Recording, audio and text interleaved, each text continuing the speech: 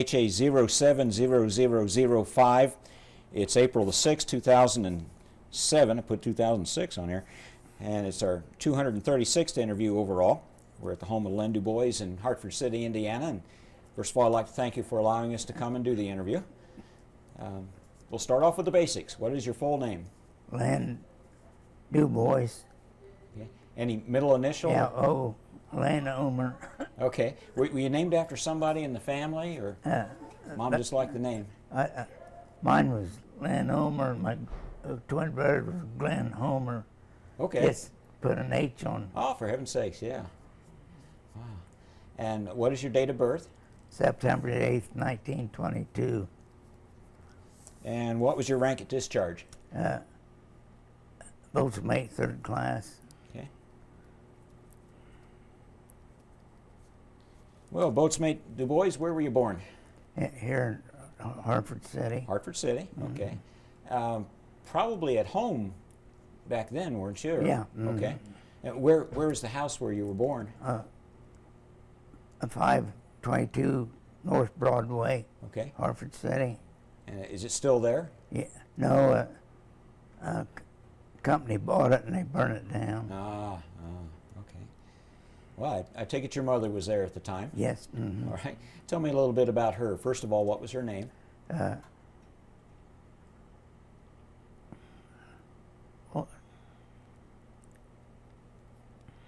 Dang it, I can't think of it. That's okay. Always called her Mom. So. Her middle name was Belle, I know that. Okay, yeah. What would you tell folks about her? What was she like? Oh, she was real nice. She really took care of us kids. She really took care of 3 families. And Oh, my word. my dad's first wife died childbirth, and Okay. my mother's husband was killed in an accident. Oh. So we had his kids, her kids, and our kids. Holy smokes, man. That's quite a combination. Ready-made family. But there was no partiality. Show them between any family. We was all treated the same. Yeah. Even my half brothers will tell you that. Sound like a nice lady. Yeah. Did she ever have to get strict with you, having that many kids? Oh yeah, we walked the chalk. And who did the discipline in the family, Mom or Dad? Well, Dad mostly. Yeah. We had a whipping willow tree out back. Time he got me with twin brother with it raised, there wasn't no limbs on it. We just had stuff. Well, keep it in nice shape as it was growing. I know there's some fellows, Dad was a disciplinarian, and others that there wasn't anything left by the time Dad got home. I know. If he told us something, we'd better listen. If he told us to go out, desk or plow or something, Yeah. we'd better be there. Well, okay. What about your dad? Do you recall what his name was? And Alvin. Albin. Okay. Alvin A. DuBois. Alvin. Okay. A. DuBois. And what would you tell folks about him? What kind of a fellow? What did he do for a living, for one thing? He worked in paper mill. Okay. And he was a handyman with anything. And we bought a house next to us. It's a 2-story house, and Dad tore it down, made a bungalow out of it. And he's always doing something like that. Yeah. One time we was working on the house, and he set a ladder up against the board. He saw the board off, fell to the ground. But he did a lot of things that I'd say, Dad, we can't do that. He said, well, if any other white man done it, we're going to do it. Yeah. And we moved a great big huge shed one time, about 6-7 blocks away from home, and we moved it down the street. We used a chainsaw, and we'd hook it to the building, and then we put rollers under it, and we'd roll it till we got the end of the chainsaw, and then we'd move it, stake it back, move the rollers. We got down home all in one piece. We never hurt the thing. Holy smokes. Well, that's pretty ingenious. He's always doing something like that. Yeah. he was fairly well intelligent. Oh, yeah. It'd have to be able to figure that sort of thing out. He was a good writer. He had Was it? he writes stories. He could write stories better legible than what a woman could. I mean, Yeah. he was a good writer. Well, I've never been accused of that. Yeah. You say you have several brothers and sisters. Yeah. Why don't you give me their names and a little something about each one, of what kind of happened to each one in life? Let's start out with twin brother. He stayed around Hartford here. Me and him, we worked in a shell loading plant at Knox, Indiana, and he got powder poison up there. Oh, for heaven's sake. So we had to take him 2 or 3 different clinics, and they finally took part of his spleen out. And so the doctor asked him, said, "Where's your brother at?" He said he's in the Navy, and he said, "Well, I'll get you there too." And so about a year later, well, he was just real yellow all over, just like yellow paper. And ain't funny. He never did go all the yellow out, but he got where he could work and do stuff. Well, Holy smokes. Well, be hard on a fella. mm-hmm. Yeah. And then you had was it just you and your brother Well, from your mom and dad? Yeah. Mm-hmm. And then from her? She had 2 boys. All her family was killed in an accident, but Cecil and Theodore Bennett. And so her brothers, Albert and Bill Warner, lived here in Hartford. She moved up here with them, and that's where she met Dad at. Okay. And then Dad had 4 boys and 2 girls. We all lived together and had a big old house down there on Broadway Street. Now, your dad's from his first marriage. His children. You say how many? There's 4 boys and 2 girls. Okay. And who were they, and what kind of became of them? Leroy, they all lived here in Hartford. Leroy, he lived on the south side. He ran a milk route, and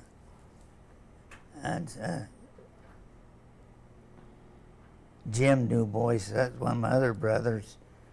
He lived here in Hartford. He worked at a paper mill. He was on vacation when he passed away. They had to bring him back. Oh, my word.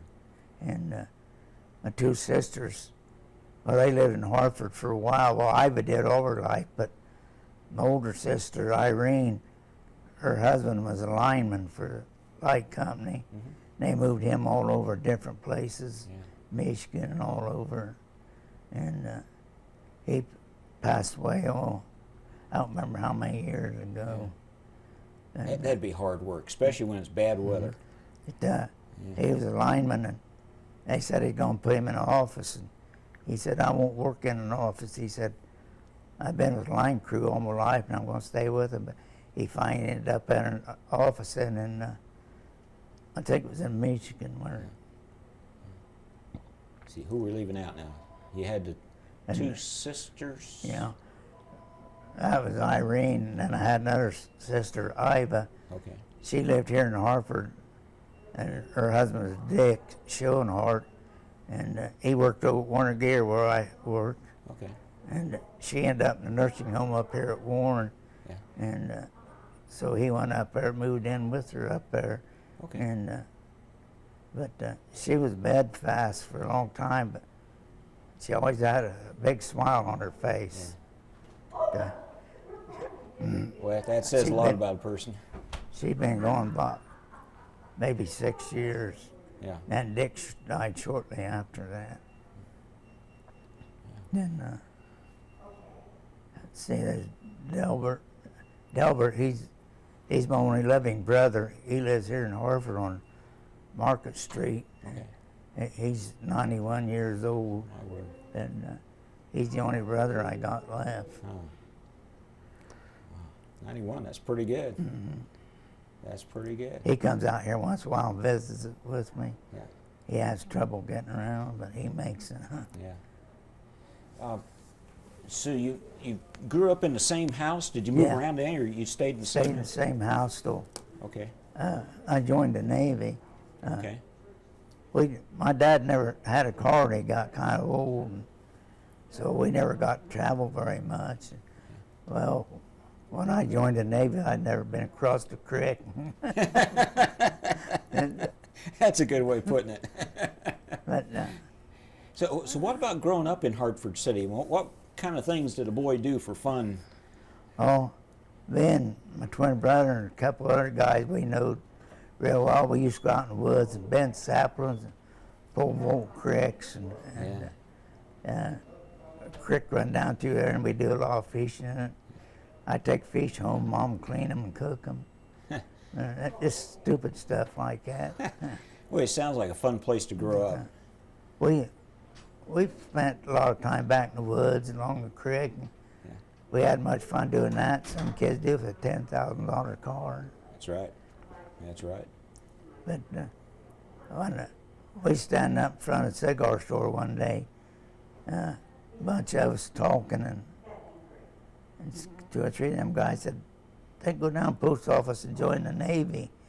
And old Herb DeWitt and old Morgan from Raw, and they was all up there. They took off, and I stood there a little bit. I said, well, I think I'll go with you. So I went down and signed up. Well, it's like going to the movies together or something.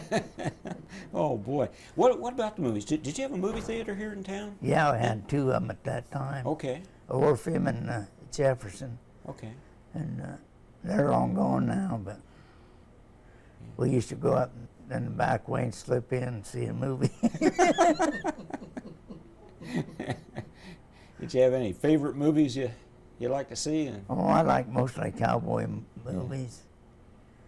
But I finally outgrowed them. Who's the best cowboy in the movies? Oh, I like Roy Rogers a lot. Yeah. Yeah. I like John Wayne. He's up on my top of my list. Did you have any childhood heroes? I mean, for some fellows it would be aviators or somebody in the community or the family, baseball players. I mean, do you have anybody you kind of looked up to when you were a kid?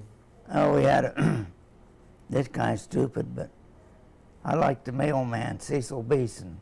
There you go. He delivered the mail, and he always had a bunch of dogs behind him. And I'd go to the post office and talk to him a lot. Oh, that's neat.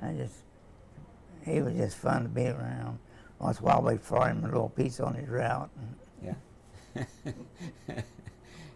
Well, that's a good one to have. We had one fellow tell me John Dillinger was his childhood hero. I think Cecil a whole lot better hero to have. So where'd you go to school? Here in Hartford City. Now, at the time, did they have a grade school and a high school? Yeah. They were separate? Yeah, Okay. we went to North Ward grade school, and then later on, up there where the Civic building is now, that's where the high school used to be. Okay. Okay. But my sister's supposed to take me and Glenn, twin brother, to school, and so she told Mom, said, well, I'll take them up North Ward and drop them off, and I'll go on over to high school just around the corner. And so she took us up there. Yeah. Oh, Miss Bell Ward was a first grade teacher. She told Iva, said, oh, you can go on over to high school, I'll take care of them. Iva turned around, here we come dragging Miss Ward behind us. She had we wouldn't stay at school, so Iva took us back home, and then she tried it second day, and then we was all right. But that first day, we wasn't going to stay. we drug the teacher out right behind us.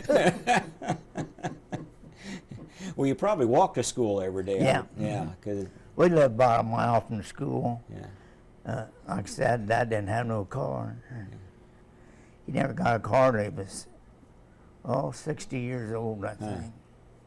Probably didn't need one. But we had a couple horses. We had a little coal field behind the house. And we'd use them to pull up coal and stuff. Huh. Oh, that's pretty neat. Did you have a radio in the house? Yeah. Mm-hmm. Was it battery powered or electric? It was electric. Okay. Mm-hmm. Have any favorite radio shows from back then? Oh, I don't know. I like to listen to country music, Yeah. stuff like that. I still do. Yeah. Grand Ole Opry? Yeah. Yeah. Good music. Did you have any favorite teachers in high school, any of them that kind of stood out to you? Maybe they weren't favorites, but they stood out to you. Oh, we had one old guy, Mr. Maudlin, and he was a funny old dude. And he had a little age on him, and we talked to him a lot, but we go out and get in our cars, and guys that had cars, and they'd fly uptown, you know. Yeah. Old Mr. Maudlin, he'd only drive about 20 miles an hour. One day in class, he said, I don't understand you guys. He said, you get out of school and you jump in your car and you run uptown wide open trying to kill everybody, and then you just get up there and sit for 2 hours. Yeah. What were your good subjects in school? Oh, I don't know. I like reading a lot and math mostly. Were you involved in any kind of sports when you were in school? Being twin brothers on a track team. Okay. We tried out for basketball, but we didn't make it. Yeah. We done pretty good on track. What would you do in track? We run relays, and then I run, what do you call that? Short one, where you, sprints or? yeah, speed. Yeah. And a pole vault. I like the pole vault. Oh, really? Mm-hmm. Yeah. I don't know if I would or not. I haven't quite figured. I look at it and I think, I wonder if I could do that, and I think, nah. I didn't know whether I could do it or not. We started trying it and kept it up. Yeah. So nowadays they have this big Cushing thing they call a cloud that you land on. What'd you have back then? Nothing. Nothing. A little sawdust. Little sawdust, probably. Boy. It was a lot of fun. Yeah. You remember how high that you could jump? Oh, I never did get too high. Maybe about 6 foot, something Yeah. like that. Yeah. Now I started knocking the bar off. I wouldn't want to get any higher if I had nothing but sawdust left. Wow. So, where is a big place to take a date on the weekends in Hartford City? Oh, like a movie or maybe go out restaurant and get a sandwich. Okay. There wasn't too much to really do, to tell you the truth. Was there any particular restaurant that the kids hung out around, or? No, we just go to the first one, then another one. Yeah, okay. Bunch of us get together. And it's hard to tell where we're going to end up at. So you graduated high school 1940? Mm-hmm. Was it? It was before the war, wasn't it? Yeah. Mm-hmm. Okay. I'm guessing probably 39 or 40. Probably something like that. Yeah. And when you were in high school, did you know what you wanted to do for a living? No, not really. I just kind of goofed around.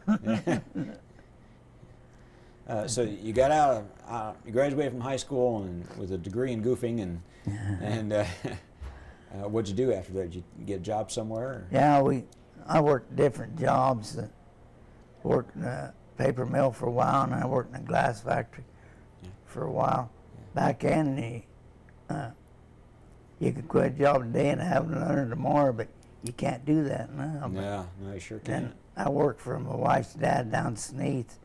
He was superintendent down there, and Okay. a lot of times I go down there and work on a shop or clean out layers and stuff like that. Clean out a layer, it takes a whole day to go through it. They put a piece of plyboard in there and give you a bucket and a little shovel, and you lay there and scoop up glass that broke off during the week. Oh my word. It takes you all day to go through one of them layers. Well, I reckon. He'd call me and say, "You want to work today?" And I said, "Nope." He said, "Well, I'll come down here and need somebody to clean out a layer this morning." So I'd go down there. Yeah. You think they can come up with a better idea than that? You should have a, floor below where you can shovel it off into there and put it in No, hoppers or something. But No, it was all brick, yeah, and keep the heat up to where they wanted it. It had to be pretty well built. yeah, that's true. But a lot of that glass going through there break, and like on Sunday morning, they want somebody to go through there and lay on that plyboard and then just scoop up that glass. Yeah, You didn't get a whole lot, but it had to be done right. so the conveyor would keep running. Yeah, that would make sense. Did And you? a lot, Go ahead. and a lot of times he'd want me to come in on Saturday or Sunday and take off into the layer and pack stuff. Just every when he wants somebody to help him, he'd call me. Did the factory run on Saturday and Sunday? Yeah, Okay. I run 7 days a week. Oh, okay. Them glass gatherers down there, they made big money, man. They's the best paid people around. But their faces all burnt and red. But you probably have to keep it 7 days a week just because of the fires, trying to keep everything going, because you couldn't restart. It costs a lot of money to shut them down and then reheat them up. See, they got to be heated up for so long. So they run 7 days a week. Yeah, that makes sense. Okay, hadn't thought about that. But her dad, Clancy, he was the superintendent down there. Yeah. A lot of times if he couldn't find any help, if I wanted to work someplace else, he called me down there to help him out. Yeah, that's good. Did you do anything else in the glass factory? Did you have any other jobs in the glass factory? Oh, I 10 layers, and I worked on the shop where glass gatherers put glass in the mold. Yeah. And I take them over and put them in the layer and stuff. Just different odd jobs like that. Okay. And if you worked on the shop, you work 15 minutes, then take 10 minutes off, and then go back work, because you couldn't stand the heat that long. Okay. You kind of get burnt a little bit too. I'd reckon. But it was hot in the glass factory. Yeah. What about the paper mill? What did you do there? I worked on the counter with my dad, made a glassine paper. My dad run, we call them stacks, and run the paper over them and make glassine paper out of it. Okay. That paper you can see through and stuff. And the rolls is made out of some kind of pressed paper. And if they get a little mark in it, you'd have to shut them down, take them rolls out and put a new one in, because if you didn't, it'd make marks in the paper. Yeah. But I worked with my dad on the shop, and then later on, I got a stack of my own to run. But I done different jobs down there. Yeah. I worked on a dryer for a while, making rolls for the stack, Okay. different things. Now, I've heard of glassine paper. What did they use it for? They use it for packing, and it's an expensive paper. Yeah, I would think so. They use it for a lot of different things. Oh, okay. You could hold it up and see right through it. Oh, okay. Kind of like cellophane is used Yeah. now. All right, that makes sense. But finally, everything went to plastic, and they sold that old paper mill to 3M. 3M owns it now. All right. Then they built another big, huge building on up above it there. Yeah. Right now, 3M's the biggest employer in Hartford. They're a big outfit. Yeah. Yeah, I've seen them out on the east side of town. Yeah. They got a huge building out there. I knew they were there. I never quite knew what they did. I don't know how many works there, several hundred. Yeah. So it was a bit of time before the war started. Could you see it coming? Yeah, we keep track of it in the paper and stuff, and my sister, Irene's husband Paul, he come down home on Sunday. Every Sunday we had a family dinner. Everybody showed up. Paul said, "You're gonna be in there one of these days." I said, "No, not me." "Yeah, you're gonna be in there one of these days." I said, "Oh, not me." Yeah. And I finally got dumb and enlisted. So where were you when you heard about Pearl Harbor? Do you recall that? I was at work down at the paper mill one day, and somebody come in, said they heard a new flash about it. And then that Sunday, Paul and all that was down there. He kept saying, "Boy, it's getting closer for you." I said, "Oh, it ain't gonna bother me." So what did you think when you heard about it? It just someplace too far away, or Yeah, that's beyond my imagination. I'd never been that far away from home or anything. And had you ever taken any family trips? Had you ever been outside the county, for that matter? not very simple. Then a couple of my friends, we'd hitchhike to Dunkirk or something like that. That's the only way we went. Holy smokes! We used to hitchhike to Dunkirk and Albany, Huh. and we could catch rides pretty easy. Yeah. It was quite a while before I finally got a car of my own. I got an old 30 Chevy. Give $300 for it. Do you still have it? No, I wish I It'd did. be worth more than $300 now. It had a rumble seat in it. Did it now? Yeah. Oh, wow. That's a young man's dream, to have a Yeah. car with a rumble seat. That's that'd be a pretty hot commodity. So you downtown one day, and the fellows talked you into joining the Navy. We stand up in front of Sean's cigar store, and Herb DeWitt and old Morgan, them guys. I'm going down to the post office and sign up. And I didn't go with them right away, and I thought, what the heck? So I finally went down there. Then when I got home, Dad read the riot act to me. He said, "Who's going to take care of this place around here when you and your brother's gone?" Yeah. We raised a lot of potatoes. We put up about 80 bushel every winter. Yeah. We had a basement under the house. We had 3 bins down there. And we had a piece of ground over by the sawmill, real fine dirt. We raised potatoes in there. Ah.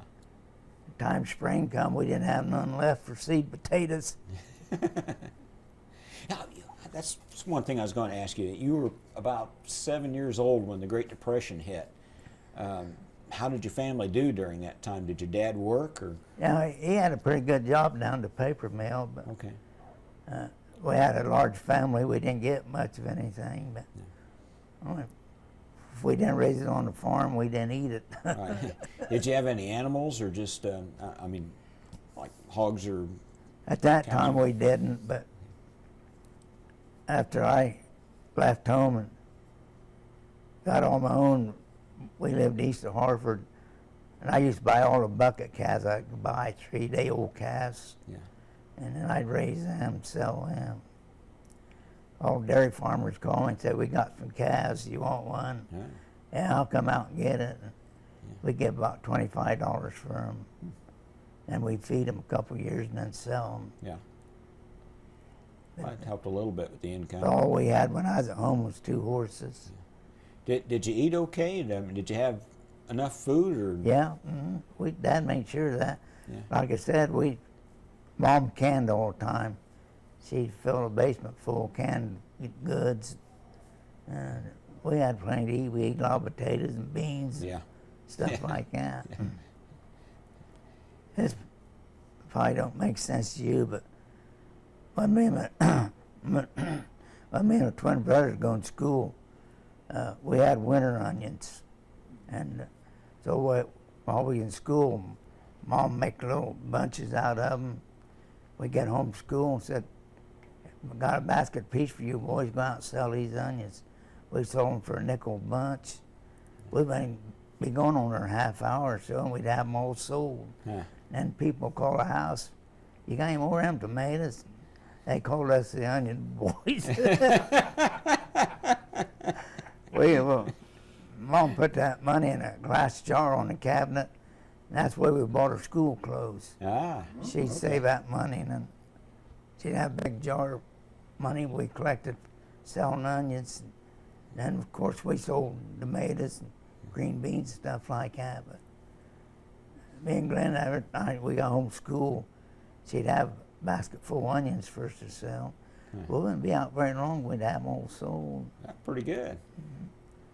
But we at an early age we learned we had to work. Right. We had to learn responsibility and Yeah. all that good stuff. Kids nowadays don't have that opportunity, as far as I know. I work for guys older than me that haven't learned responsibility yet. There's a. So, when you got home and said you were joining the Navy, was your mother upset because you're joining the Navy, or was she upset because you were outside the cigar store? Daddy, he didn't look on it too good because he needed help there on the place and needed plowing and all that good junk. And somebody dig potatoes and Yeah. sell green beans and stuff. So who did make up the difference when you boys were gone? You have somebody there that helped him out, or? I couldn't. I think some of the older boys would come in and help out, Okay. Yeah. but I really didn't pay much attention to that. Yeah. Now, you and your brother were in the Navy. Yeah. Was there anyone else in the family that joined the service? That we was the only two. All the others was a little old to go in. Okay. Okay. And you wound up on APAs, Yeah. and your brother was on On an LST. he was on the LSTs. Well, that's got a big ramp in front and drops Yeah. down. Yeah. They hold tanks and stuff like that. Yeah. They run it clear into the beach and then drops the ramp and then they Yeah. run out whatever they had or supplies or whatever. I don't see how anybody was on an LST that wasn't seasick. He was He'd be like driving a big bathtub out in the ocean. he was a cook striker, learned to cook. Oh, really? Mm-hmm. Yeah. On the same convoy when his ship was sunk, but like I said, I didn't know he was on it till Yeah. a couple of months later. Mom told me about it. Could you see the ship going down, or was it far enough away that you just heard about it but didn't I see just heard about it it? Okay. because I was busy. Yeah. I'd run my own boat into shore. Okay. But he come back aboard the hospital ship, USS Hope. And I think he went to Virginia and was discharged from there. Oh, okay. But he got a pension. But we tried to get his Purple Heart, and we couldn't get it. And so I finally went to Senator By. He got it first. They said he wasn't eligible for it. And I said, "Oh, you mean not eligible?" I said, "His ship was sunk, he's wounded. Yeah. How much more can you do?" Yeah. So we kept sending papers, and I went to the officer uptown there, and he filled out papers, never done no good. So finally got the idea of writing Senator By. Yeah. So his office took it up, and Was this Birch By or Evan By? Birch By. Birch. Okay.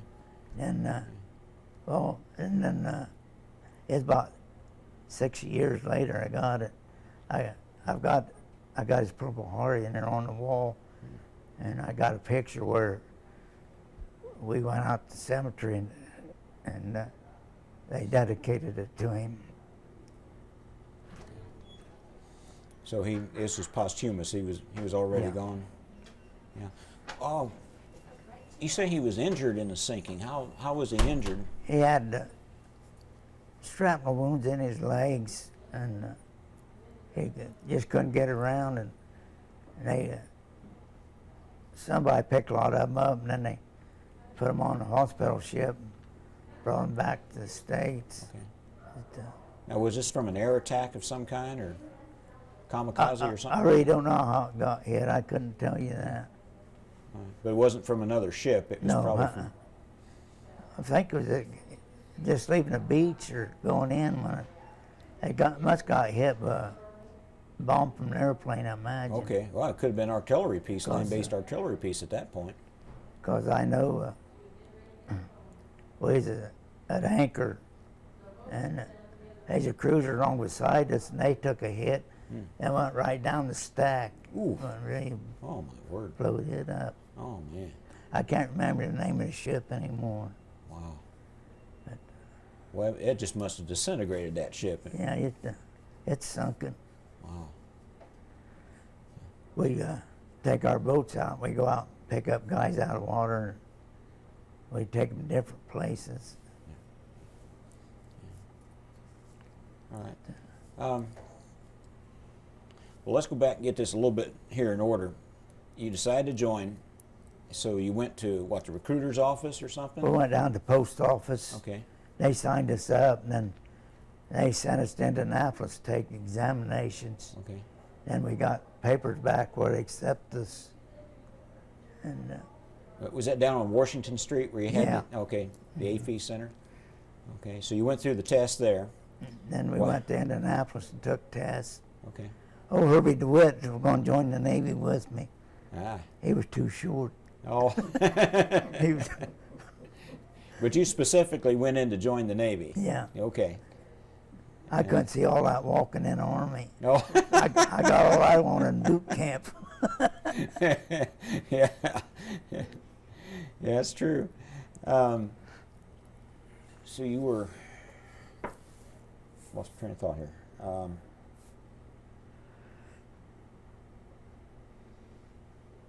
So you went in and you had your physical exam, and then where'd you go from there? They sent us up to Great Lakes. You went to Great Lakes from there. Was it just right away, or was there a little bit of time between? About 3 or 4 days difference. Okay. It's pretty fast.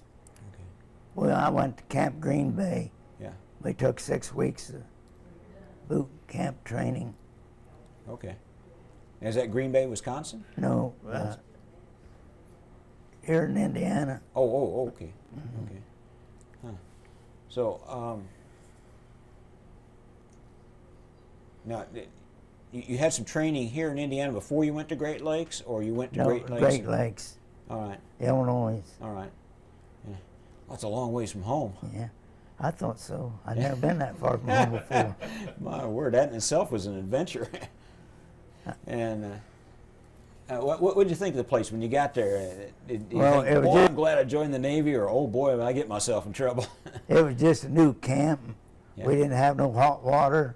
We had to take a shower in cold water, and the roads is muddy. And they'd have us put on dress whites, Yeah. go out and parade, and we come back, man, we'd be mud and tarvy all over. But they had to be clean on inspection. Yeah, you had to be ready for sea bag inspection. Oh my word. You had to have everything rolled and Yeah. staple showing right on top. Yeah. They kind of fussy about that. Yeah, they are. They are.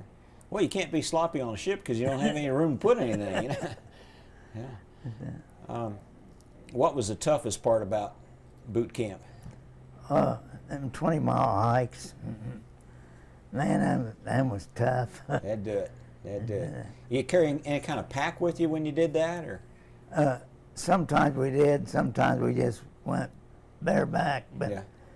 they'd always have a meat wagon, an ambulance, I call them meat wagon. Yeah. They follow us, and then if somebody drop out, well, they'd pick them up. What time of year was this? Summertime or winter? Yeah, it was pretty hot out, really. Okay. Summertime. Yeah. So you went. When did you actually sign up? What year did you actually go? Was it 41, 42? I went in October 27th, 1942. Okay. All right. And we're, how close are we now? One. Why don't we stop here? The drill instructors in the Navy, how were they? Pretty tough, or they? Yeah, they was rough. Yeah. You didn't say no to them.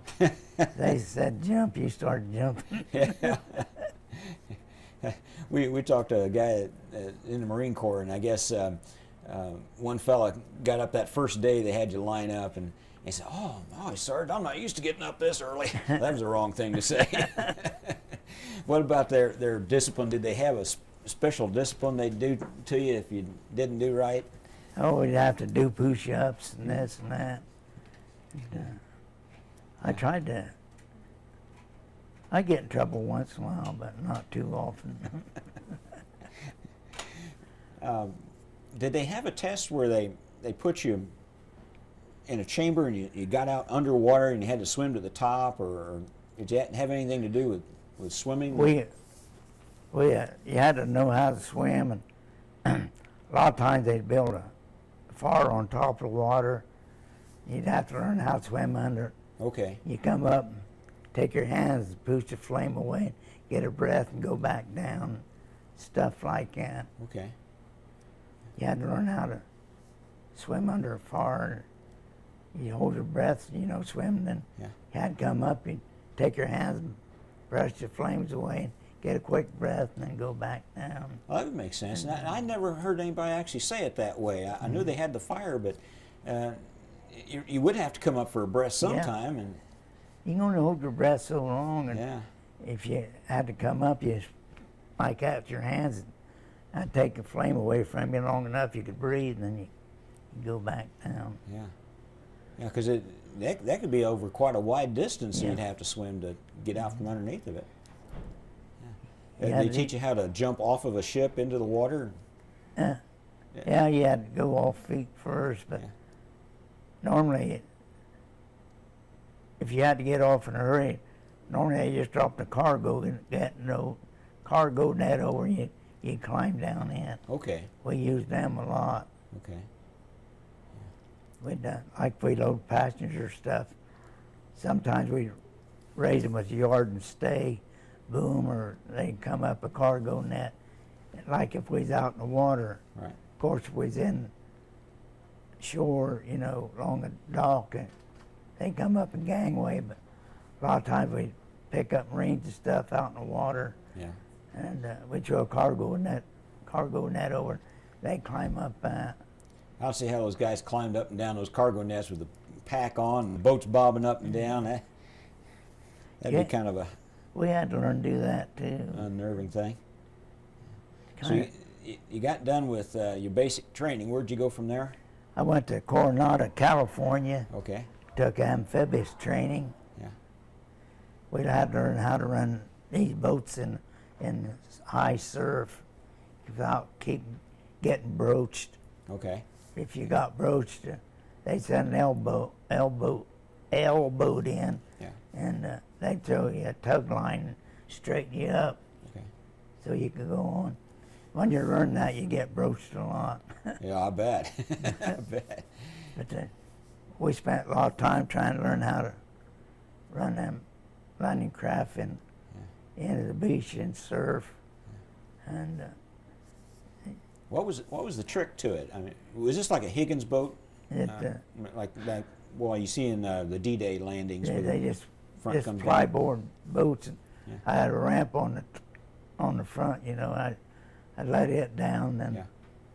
when we done, I'd deckhand and wind it back up, and then we'd back out of the surf. When you're backing out of the surf, you just go normal speed, and then when a wave comes and hits you, you speed it up, keep you straight, and as soon as you got over that wave, you drop it back down and would wait for another wave, and then you'd open it wide open so that wave wouldn't broach you sideways. Ah, okay. Okay. That's a trick to learn to run them. That's the best I've heard that explained. Yeah, that's very good.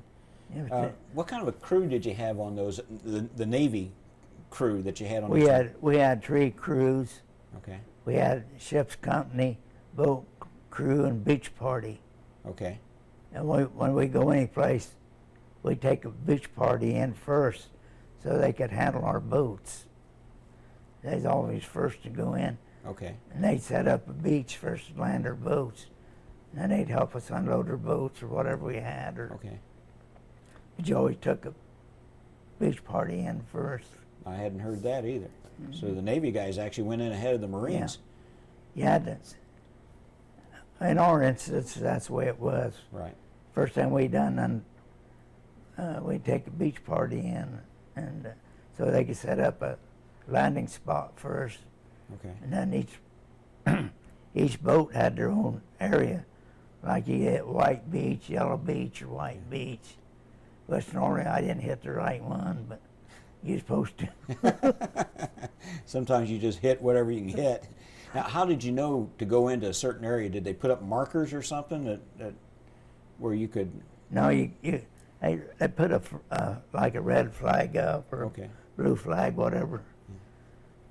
See, when you're getting ready to go out, we lower our boats over, and then we rendezvous at tail end of the boat, and then they'd raise a flag like when you're supposed to come in and pick up whatever you got. Yeah. You rendezvous back there, and then you pick up what you needed, what they had, supplies or men or whatever. Then you rendezvous back to the boat again, and like I always had boat 7, wave 2, and the quartermaster's in an L boat. He raised a flag like wave number 2. We'd follow him to the line of departure. I don't know how they done that, but when he let his flag down, he'd turn around, then you was on your own. Okay. Now, what's the difference? I've never really heard of an L boat. I don't know much about those. What are those like? It's just a regular 30-foot boat. Okay. It's open boat, no ramp or nothing on it. Yeah. Actually, they carry tow ropes and stuff. Somebody gets in trouble, they'll throw you a tow rope, straighten you up. Okay. But, It's like your standard motorboat. Yeah. Okay. Makes sense. The trip from Great Lakes to Coronado, you saw a big old chunk of the country. Well, you Yeah. went by train probably. Yeah. Was Big there old- anything you remember about the trip across? Always going across there, and we was up in the mountains, and we picked up another engine. We had 2 engines front, and then they picked up one to put in the middle of the troop train. Huh. And we stopped at a mountain area. I don't remember where it was at, but hey, some woman and his boy delivering milk. While we sitting there, they just unloaded their truck, gave all of us milk. Wow.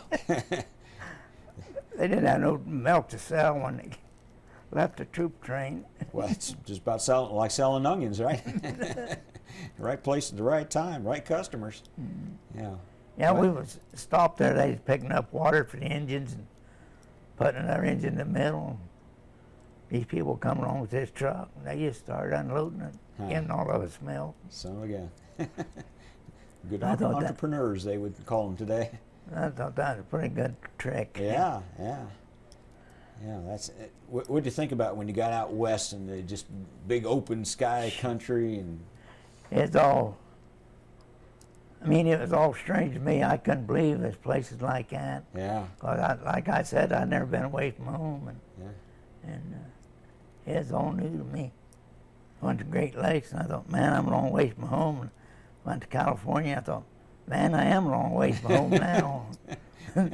Then That's so you can't escape and walk back home. I thought, man, I'll never see anybody I know again. So you were at Coronado doing the training there for the boats, landing boats. Oh, I know what I was going to ask. On the landing boat itself, there was a crew of what, 2 or 3 people on the 3. 3? I was a coxswain, and I had a deckhand and an engineer. Okay. We had to have them get the boat down the side of the ship.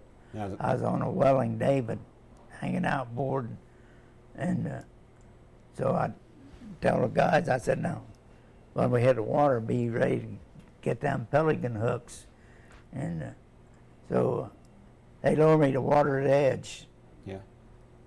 As long as I wasn't in the water, the ship had control of me. Okay. But when I got to water edge, they would stop, let me sit there a while and make sure I have my boat started and everything's all right. And then I give them a signal, let me on in the water. So you start the boat before you actually got into the water? Yeah. Okay, that makes sense. And I'd signal when I wanted to drop. I'd wait till I got the right wave, and then I'd say get them, and they'd release the pelican hooks. Okay. We had 2 of them. Now the fellows on your boat would release the hooks. Yeah. Okay. But see, while we was alongside the ship, we had studying lines on, and the crew up there was in charge. But then after he dropped me in the water, and then I was on my own. But them 2 guys had released my hooks. And I'd You take just off. hit that water and take right off, wouldn't you? Yeah, I had to hit the right wave. If I didn't, I'd Yeah. always wait on the tide come up. Yeah. And I'd motion for them to release me, and then we'd take off. Well, you do it wrong, you could have gone right into the ship, couldn't you? Well, a number of things could have happened. Yeah. You could have didn't get one hook release, you could be hanging upside Well, that down. wouldn't be too good. Now, what did the engineer do once you were in the water? What was his job? What? Keep a check on the engine and anything else we needed to help the deckhand. Okay, Roll up lines and this and that. okay. There was 3 men on a boat. Now, I'd heard that on some of those you'd have a fella up by the front ramp, and it was his job to kind of shout back to you and let you know if we're steering it okay. The deckhand done that. Okay. Could you see up over the ramp from where you were? I not didn't too think you good, could. So you needed that little extra just in Yeah. case something was down in the water you couldn't see. So after we got in the water, I had a compass. And they set the compass like where they want me to go. Okay. And then all I had to do when I went in was keep my needle on theirs. The quartermaster always set, they got a name for that, they would set the compass like if you're going southwest or whatever. Then when I took off, all I had to do was keep my needle on top of theirs, then I'd go the right direction. You always had your compass set for you before you took off. Well, it's good detail. This is great. Yeah. So the deckhand would let you know, If there's ain't something in front of me. but he'd let you know when to drop the ramp, or No, you just hit and then you know it was time to drop whenever we got into the beach, I knowed when to, I'd holler at him and he'd drop it. it. Okay, he would drop the Yeah. ramp. Okay. I was not too far away from it. Well, he put himself right and be the first guy to get Yeah. shot. Now, that didn't sound like a very. Yeah, that ramp was pretty well over our heads, you know, and Yeah. sat down in that boat. Ever have any trouble getting the ramp open once you hit the beach? I never did, but I did tear mine loose one day. That wouldn't be good either. I was going in the beach, and there's an LST anchored there. Well, there's several ships there, but of course they sat for me. Yeah. An LST sitting there, and they put too much anchor rope out. And they really wasn't setting where they supposed to. Oops. I hit the corner of it with my ramp, tore one of the pulleys loose. Oh, gee. I had to go back ship and get that fixed.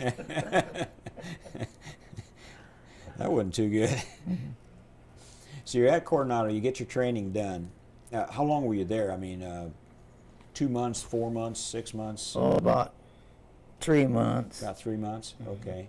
And But- from there you shipped overseas? Yeah, I went to the Hawaiian Islands then. Okay. When I was there, they picked out a company. They were going to make guinea pigs out of them. It happened to be our company, and they had a gas chamber set up. Yeah.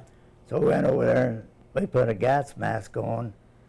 We went in, just stayed a few minutes, and when we coming out, we were supposed to take it off when we was coming out. Yeah. And after we got out, they put drops of it on this arm, drops of it on this arm, and they treat this arm, they wouldn't treat this arm. Yeah. This arm here cleared up, but I had little blisters on this arm. Oh, for heaven's sakes. And I had scars there for years on that arm Good where night. they put that mustard gas on there. Huh. They used our company for a guinea pig. Wow. No, thank you. You don't say no when they. I guess you don't. But, now, you went over on the APA? No, You went to Hawaii on the APA, or did you go another I went on a cargo ship. cargo ship? Okay. I didn't. And then I went there and I worked in underwater detection for about 4 months. We was right there at Hickam Airfield, Yeah.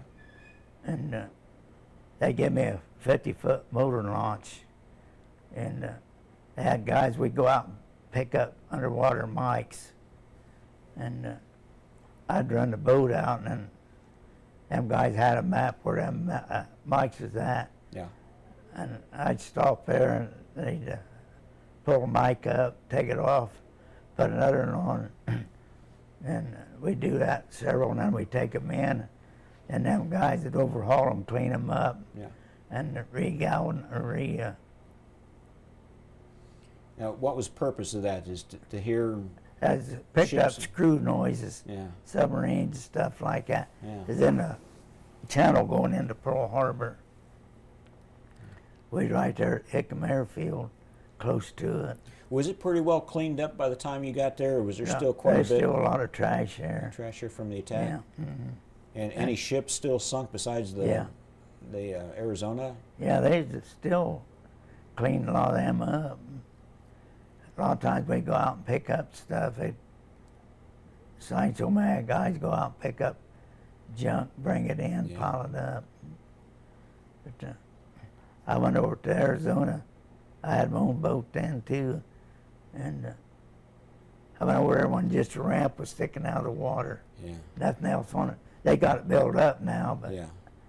I go over there and me and the deckhand engineer, but we drive around it and there's oil coming up. Yeah. There's still oil leaking out of Yeah. that. After all these years, you'd think it'd all be gone by now. There's still, every once in a while, being oil slick, but the understructure is getting all rusted out now. They say it won't be long, it'll be too dangerous for anyone to go in it, because the understructure is getting pretty well rusted out.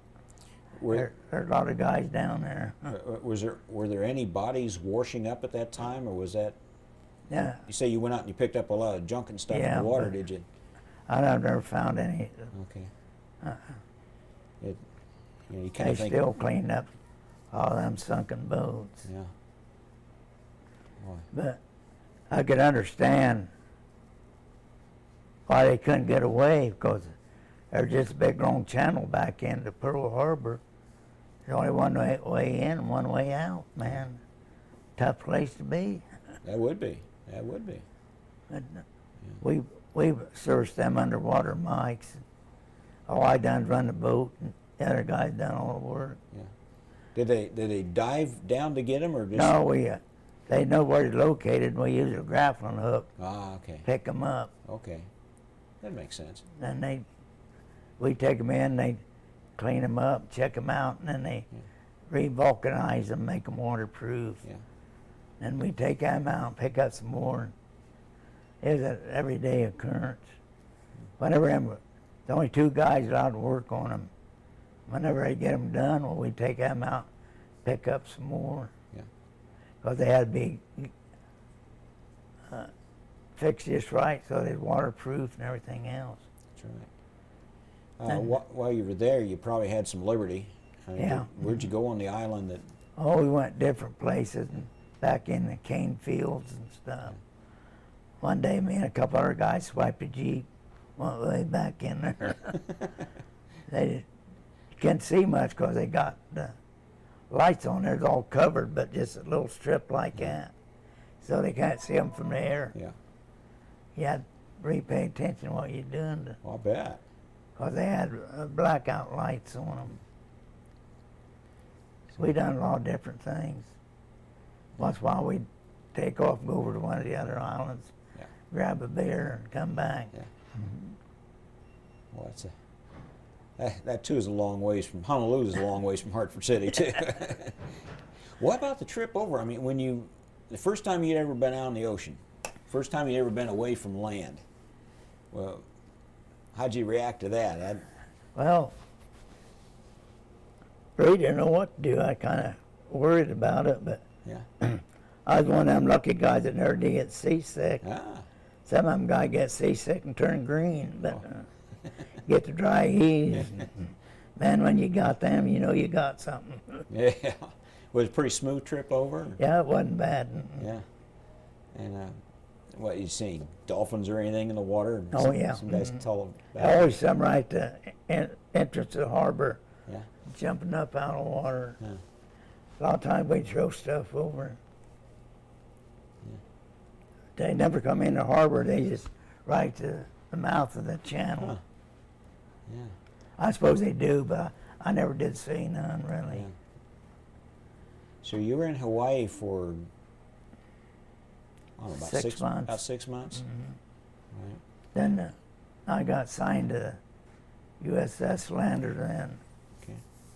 Lander. Mm-hmm. And that was an APA. Yeah. Okay. Yeah. And It was a Liberty ship. okay. Okay. It was a Liberty ship that had been converted to a. Well, they built them for that purpose only. Okay. APA. It's can't remember what that stands for. Attack. Personnel? Amphibious personnel attack ship. Amphibious personnel attack ship. Okay. Now, did you have you had a lot of troops on board, didn't you? We As well as hauled the troops boats? and equipment and Okay. stuff like that. We pick up reinforcement troops. Sometimes we'd haul equipment for them. Okay. You never know what you're going to pick up. So it could be used as a cargo ship or as an Yeah. actual Yeah, invasion ship. yeah. Mm-hmm. All right. From Hawaii, where's the first place you went? Well, we went to a lot of different islands, different stuff like that. I see you made a trip to Eniwetok and Kwajalein. Was Yeah. that the first place you went, or? And we went to Guam. Okay.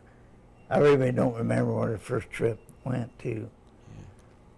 Okay, I see a trip to Guam. Now, what invasions were you in on? Were you in on Saipan or Tinian? No, just the only two I was in on was Okinawa and Iwo Jima. Okay, well, you got the two worst ones if you you can pick any. Did you ever get down to Solomon Islands, any? Yeah, All right. I can't remember all the islands. We went to 30 or 35 different islands. So you did quite a bit of cargo work before Yeah. the invasion work. We was always busy. Going someplace. I see you crossed the equator once. Did you have a shellback ceremony? Yep. Tell me the That's story. mean. That's mean too.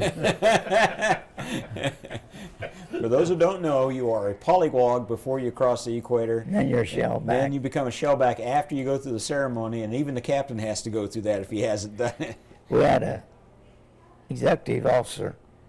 He said he wasn't going to take initiation. So, guy's supposed to be King Neptune. He went to captain. He said, time to something out there and turn the fire hose on him. So we tied him to the mast, turned the fire hose on him. He said, I'll do it. Man, they lost pressure on that fire hose. So what did they do to you? Oh, I had to kiss the roll baby's stomach. Roll barber cut my hair.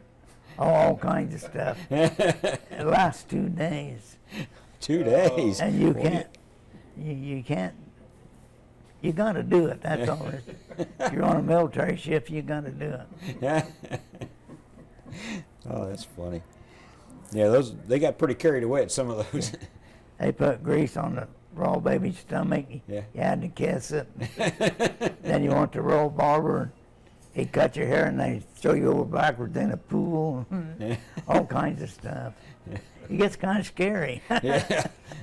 Yeah, you wonder who the enemy is, don't you? Now, did you ever get to be a shellback that did this to some other polywogs? Yeah. Oh, you had your chance, huh? I appreciated that. A lot more fun from that side. Oh, that's funny. You went. What was your battle station on board the APA itself? On the outboard ship, I director operator for the forward quad. We'd stand watch on, and I had the director's tub, and then I had 4 guys that loaded for me if I used it. Okay. And our shells come up from underneath on an elevator, and they had to be put in.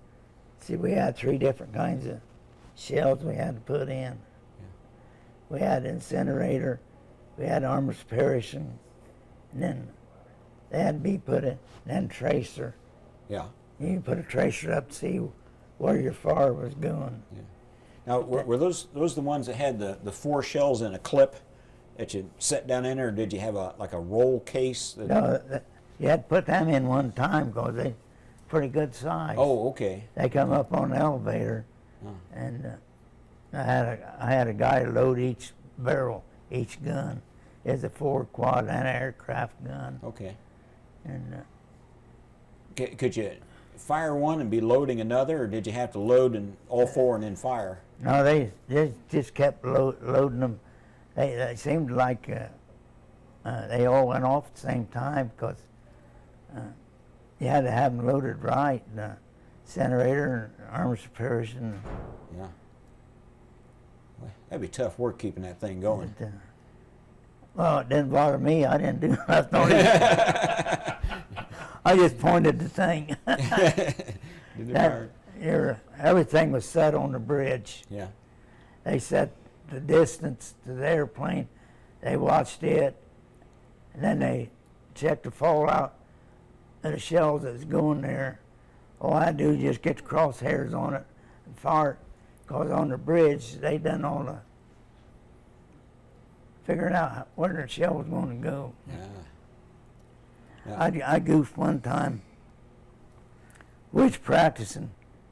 They set one of them radio-controlled planes up, pulling a sleeve behind it. We was supposed to fire at the sleeve. Yeah. I fired one. I hit the airplane.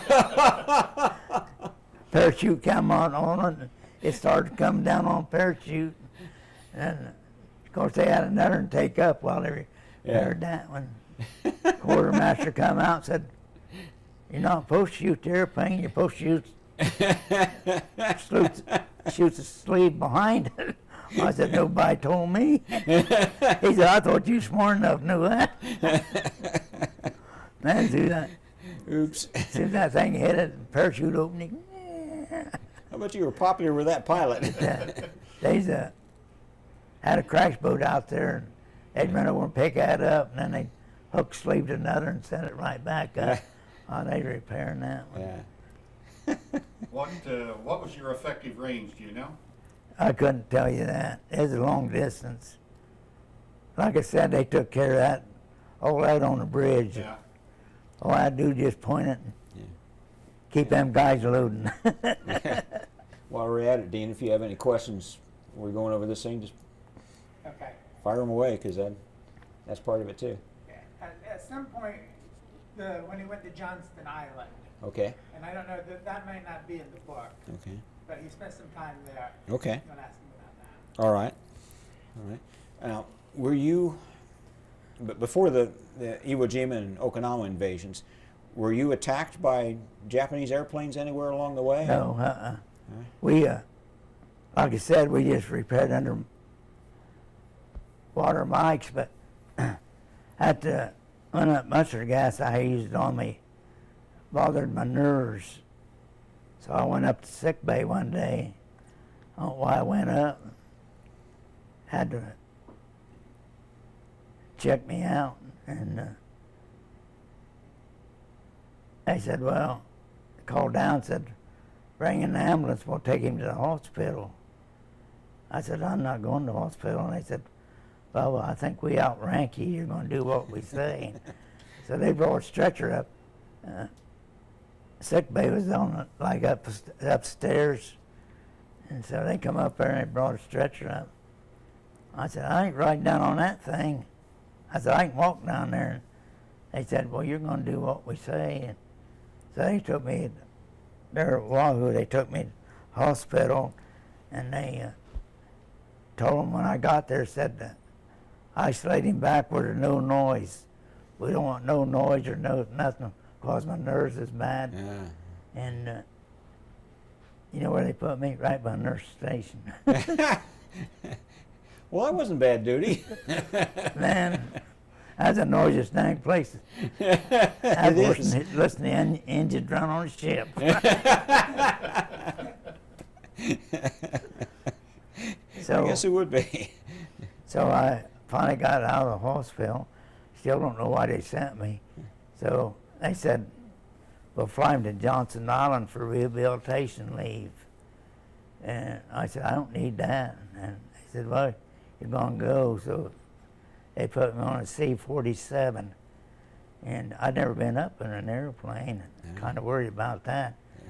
So I walked around it and asked the flight sergeant, I said, this guy ever drove one of them things before? He said, oh yeah, he's up one other time. Now, geez, Carney, I'm in trouble. That thing rattled, bang, we finally took off and got Johnson Island. It's a mile long and a half mile wide. Oh boy. Nothing there, no First grass. of all, how do you find the darn thing? No grass, no trees, Huh. just a first aid station and barracks and a mess hall. Holy smokes. And Marines are there for 18 months. They're as crazy as lunatics. But all I done, they give me a padded boat. Like seaplane come in, I'd run out, pick up passengers, and take them ashore. Then when they got the plane fuel and stuff, then I'd take them back out. You have had a padded boat, because the skin on them is thin. So you had to come alongside real gentle, and then the padding on your boat Yeah. helped take care of it. Okay. And that's all I done there. And then sometimes I'd take a 50-foot motor launch, take CBs out. They'd work on the pilings out there. I just sat and sleep in the boat till they got ready to go to the next piling. Yeah. And I'd move it on. We- And that's all I done all the time I was there. You said the Marines were pretty crazy. What about the Seabees? What were What? they like? Oh, some of them was on the watchtower one day, and this one guy back there and said, I can jump off this. And he said, you better not. I said, it'll kill you dead in the head. I can do it. He jumped off, so next day I took him out and buried him. Oh, good grief. I, Man. they've put weighted bags and whatever they do to them, and then they brought him out. And the chaplain and them put him on the boat. We took him out 5 miles, and chaplain said a lot of words, and then he Holy raised that smokes. thing up. Man, he slid out there. He was long gone turkey. Huh. I done that twice while I was there. Wow. Another time I took another Marine. He took a governor off at his Jeep. Said, I can make this go 60 miles an hour. And he worked on it. And he said, what are you going to do now? He said, I'm going to drive it off in the ocean. I said, man, you can't do that. I said, you're getting a bunch of trouble. He said, watch me. He drove it out there and it broke his neck. So I had to take him out and bury him. For heaven's sakes. Boy. Yeah, it's bad enough being in a war, getting killed that way, but then just But dumb that- stunts, you know. You know, nothing there, no trees, no Yeah. grass. Them guys, they take 18 months, they go plumb silly, you Yeah. know. I just there 3 months, and that was enough for me. You couldn't even find a tree to sit under. Took you there to relax and drove you crazy. Yeah. So where'd you go from Johnson Island? I come back, and then went aboard ship. Back aboard the same ship. Yeah, Okay. that evidently my nerves from that mustard gas, I still am infected with it. I got the whiskey shakes the whole time. But, I filed a complaint. I got a AMVETS call, their lawyer from Indianapolis. He took my case to Indianapolis, but come back, said he lost, said our government never owned any mustard gas. And later on, 60 Minutes took that up. Yeah. And I was watching it on the television. They went up, talked to government officials. They didn't know nothing about it. They didn't know what it was. And they said, well, come with us. Went down there and said, here's 2 warehouses full. Who do them belong to? Yeah. And they had to backtrack their story. Well, they got some in Indiana now. They don't know what to do. A container's going bad, and they can't.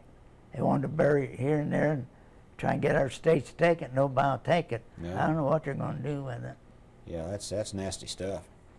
I tried to get a disability on that, but I couldn't because we never had no mustard gas. Ah, that's ridiculous. I still got the whiskey shakes. Yeah, yeah. That'll do it to you. You're lucky just to have that.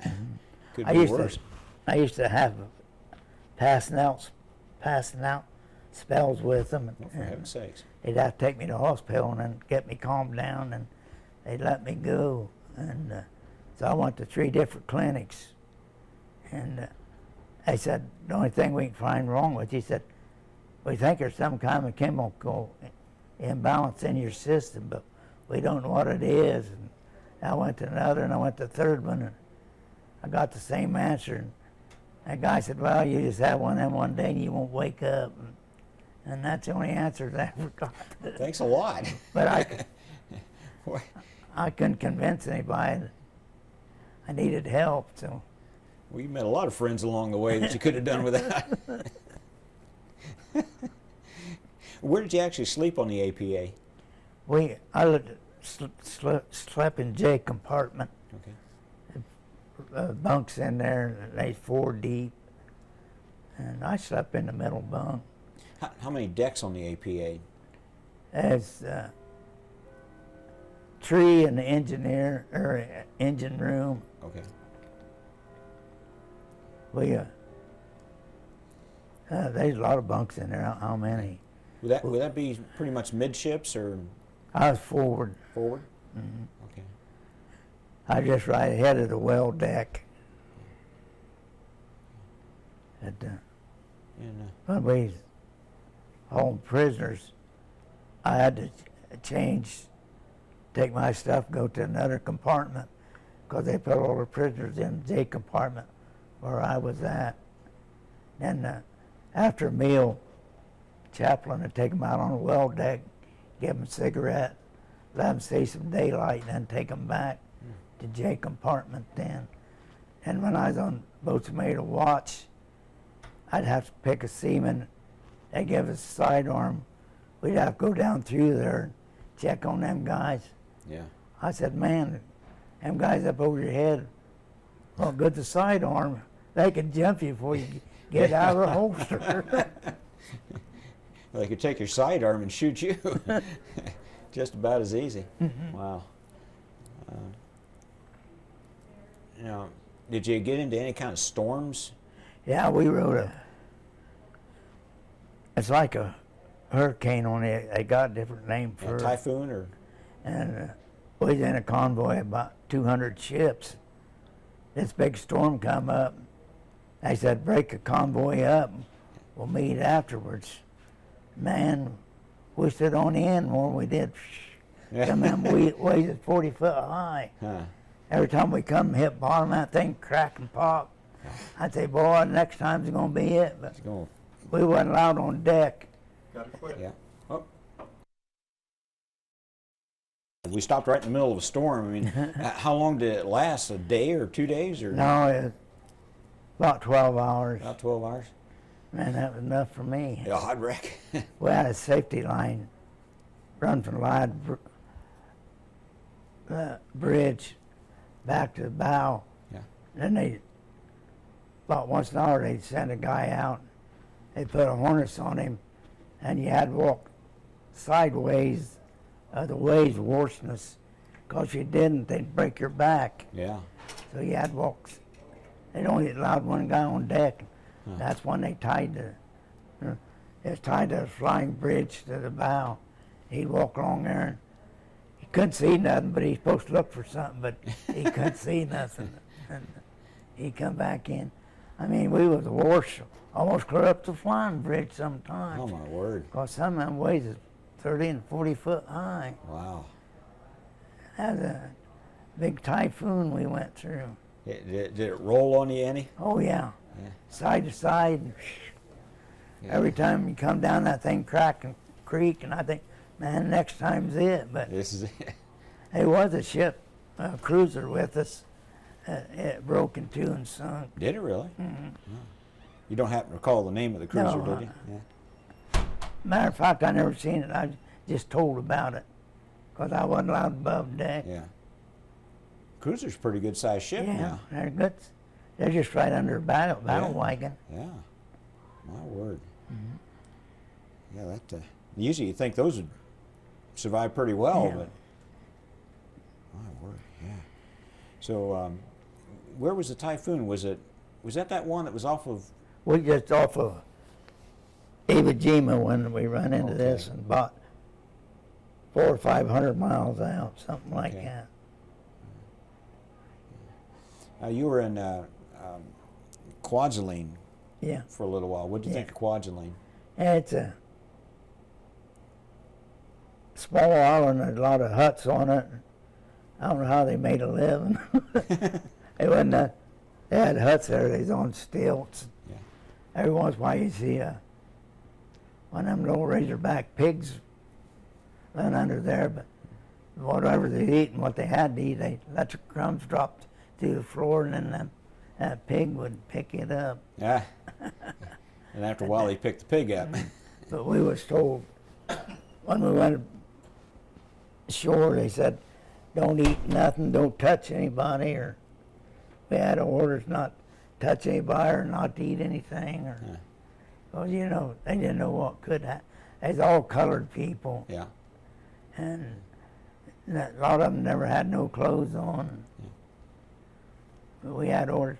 We worked in one of them open restaurants they had there. They was eating eggs. It looked like bird eggs. They wasn't very big. I don't think I would eat one of them if I had to. Well, you wonder how some people do survive in this world. I suppose they just live off fish and stuff like that. Now, Anahuac is real close to there. Is it just about the same? Yeah. Yeah.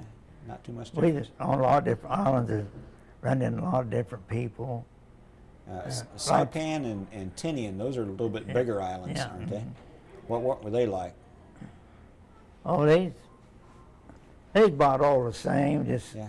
most of them all colored people. Yeah. They lived in huts built on stilts, Yeah. and they'd have little restaurants, stuff like that. Yeah. But about 2 hours, you seen all of it you wanted. Yeah. And I see you're in the Philippines. Was that during an invasion or just No, supplying?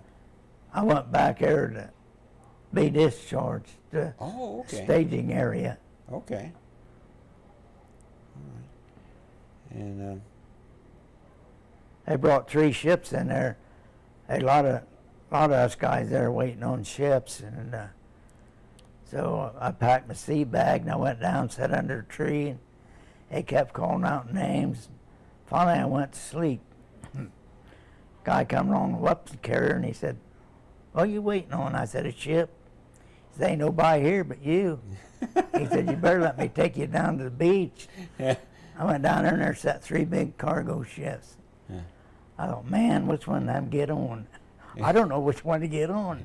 Eeny, meeny, miny, mo, and get on that one. He said, "Oh, pick out one." So I went up to one, saluted flags, saluted the quartermaster, and asked if I could come aboard. And he said, "Yeah."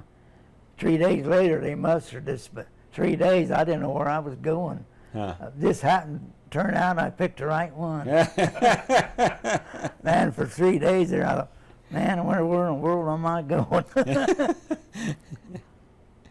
Oh boy. I see you had some trips up the coast too. Yeah. You were in San Francisco for a while, and maybe Bremerton, maybe. Washington, and William Washington, and Yeah. Oregon. As we were taking a shakedown cruise, shaking the ship down to see Okay. what it could do and couldn't do. All right. That was a new ship, and so we went on what they call shakedown cruise, test everything out on it, see if everything was working.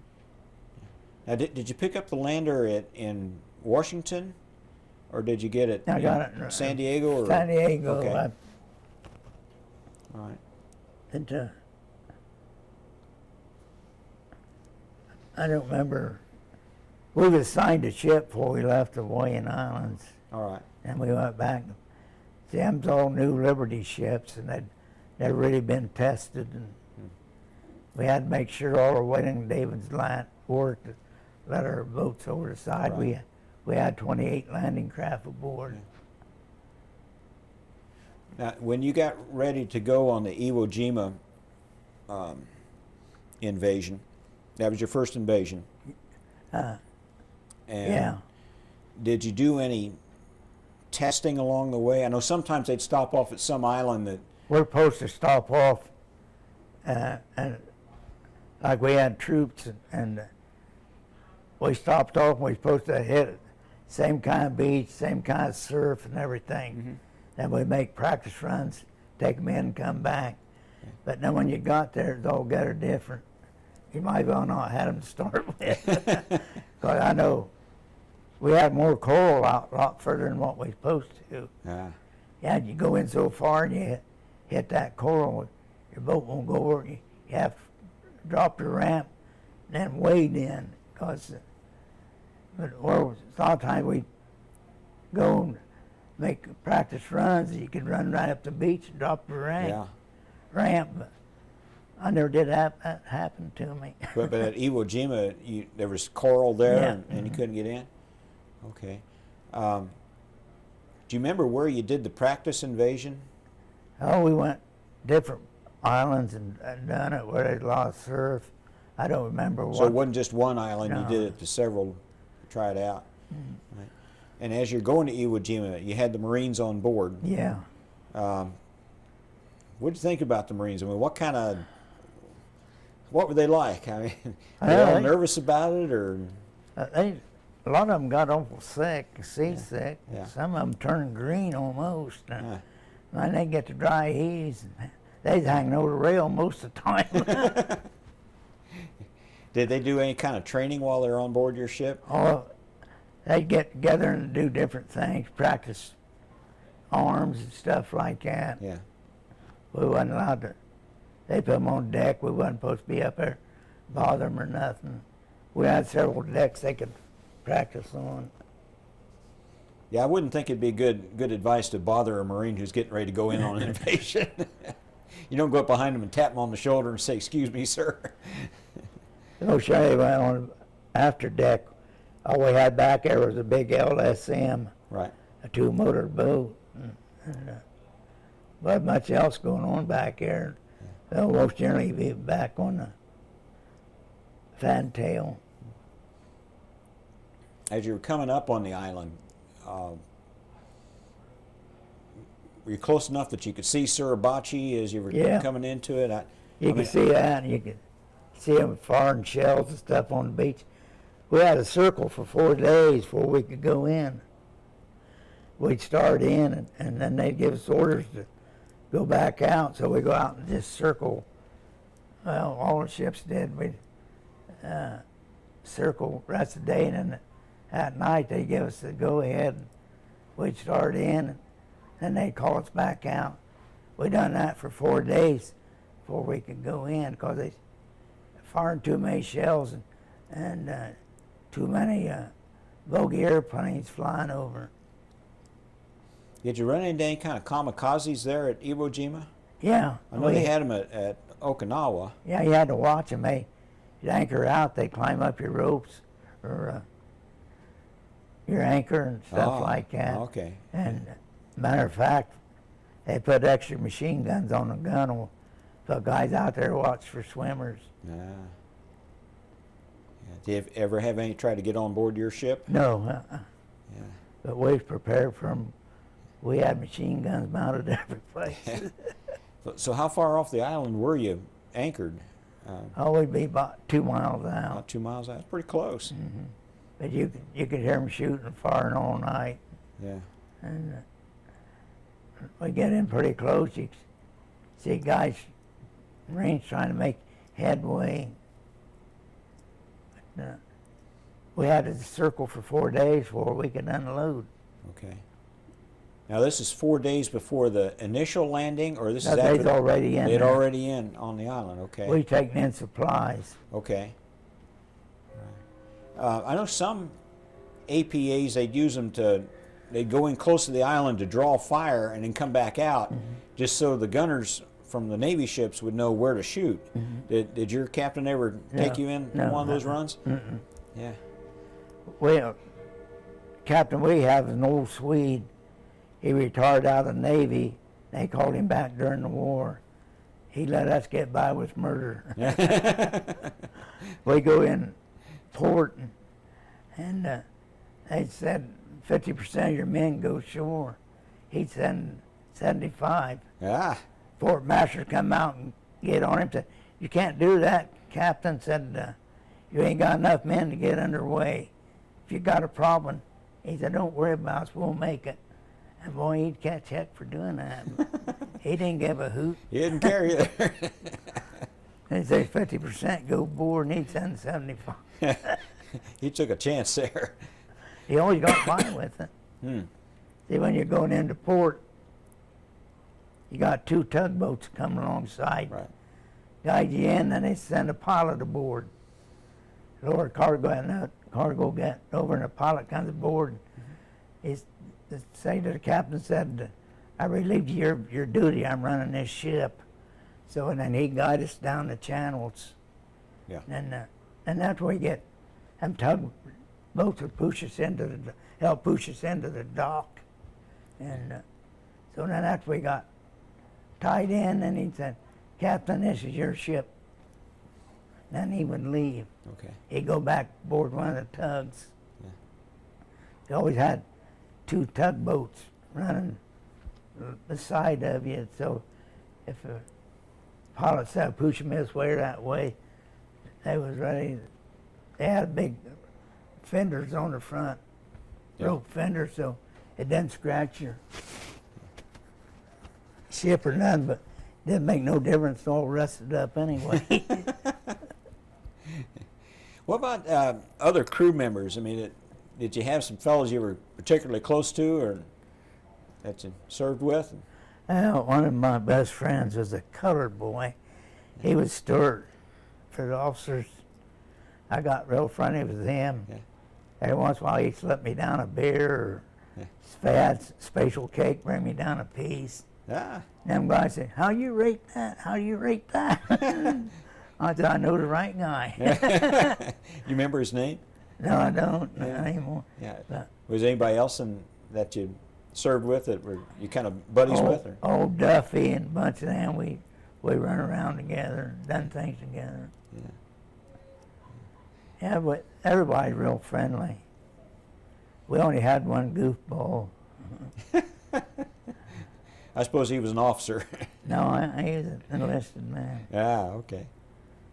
What about your officers? I mean, who did you report to? Did you immediately report to a chief or? Boatswain mate, the chief boatswain mate runs it. Whatever the chief boatswain mate says, that's Okay. he got much power as the captain has. Tell you the truth, you don't give a chief boatswain mate any guff either. Yeah. If he tells you something, you better believe it. Yeah. If he tells you chip or paint, or a lot of times after I got my rate, I got put out work parties, put them on painting or chipping or whatever needed done, or clean the stack, whatever needed to be done. Or plenty of work to do on board a ship like that. That kind of work, even a new one. Boatswain mate chair, take upside the stack, and paint it. Always something to do. Yeah. I think part of it's just keep you busy, but part of it's, that you're out there in the salt water and it just. Yeah, it rusted stuff pretty quick. Yeah. We go down to ship's company lot and get candy and stuff like that, and they made ice cream. We'd go get ice cream. We had everything the town's got. Yeah. We had our laundry, we had our own stores, we had our own supplies. The only thing we had to depend on, when we was underway, sometimes we'd have to get refueled. They'd send a tanker alongside and Okay. run a hose over, fill us full of diesel fuel. Then we always had a destroyer or something alongside. If we had any trouble, they go shoot our way out of it. You ever get any situation where you were attacked by submarines or? No, we had 3 times I remember they were reported in the vicinity. We put extra lookouts on, watch for them, and they said one time one of them was going right down through the middle of the convoy. Holy smokes! So every ship had lookouts out. Yeah. They finally contacted it, but it wasn't near our ship. They bought over 100 ships in that convoy. Huh. They passed the word, said there's a submarine going down the middle of the convoy. They put extra lookouts on, Yeah. put extra armor on, and they finally got him, but it wasn't close to my ship. I don't know what happened. So you were fairly close to the vicinity Yeah. when they set off the depth charges then. Yeah. But that caused a rumble. Yeah, when they drop on ash cans, they make a lot of money. Did you feel a ship shake when they did Yeah. that? They throw them ash cans out. You better be hanging on to something. Yeah. Especially if you're in the sub. So let's get back to Iwo Jima. You circled there for 4 days, and then at some point you were taking reinforcements in. Yeah. Can you kind of describe that day? What Well, transpired we there? got the orders to go in. They took the ship within a mile at a beach. Then we started getting our boats ready to go in. And like I said, a welding day, I was on these 3 boats. I always hung outboard, and they lowered me in the water, and then I'd rendezvous at the stern of the ship, and then they call me in. I get whatever they had, Yeah. supplies, whatever. And I go back and rendezvous till the L boat raised their flag for us to go in, and we'd already took our beach party in. Yeah. They set up our beach. We was Red Beach at that time. Yeah. And we just run back and forth. And I had one little problem. When there's a boat sunk in front of you, they put a lanyard on a bullet and a buoy on it. Right. So they won there and they put too much leeway on it.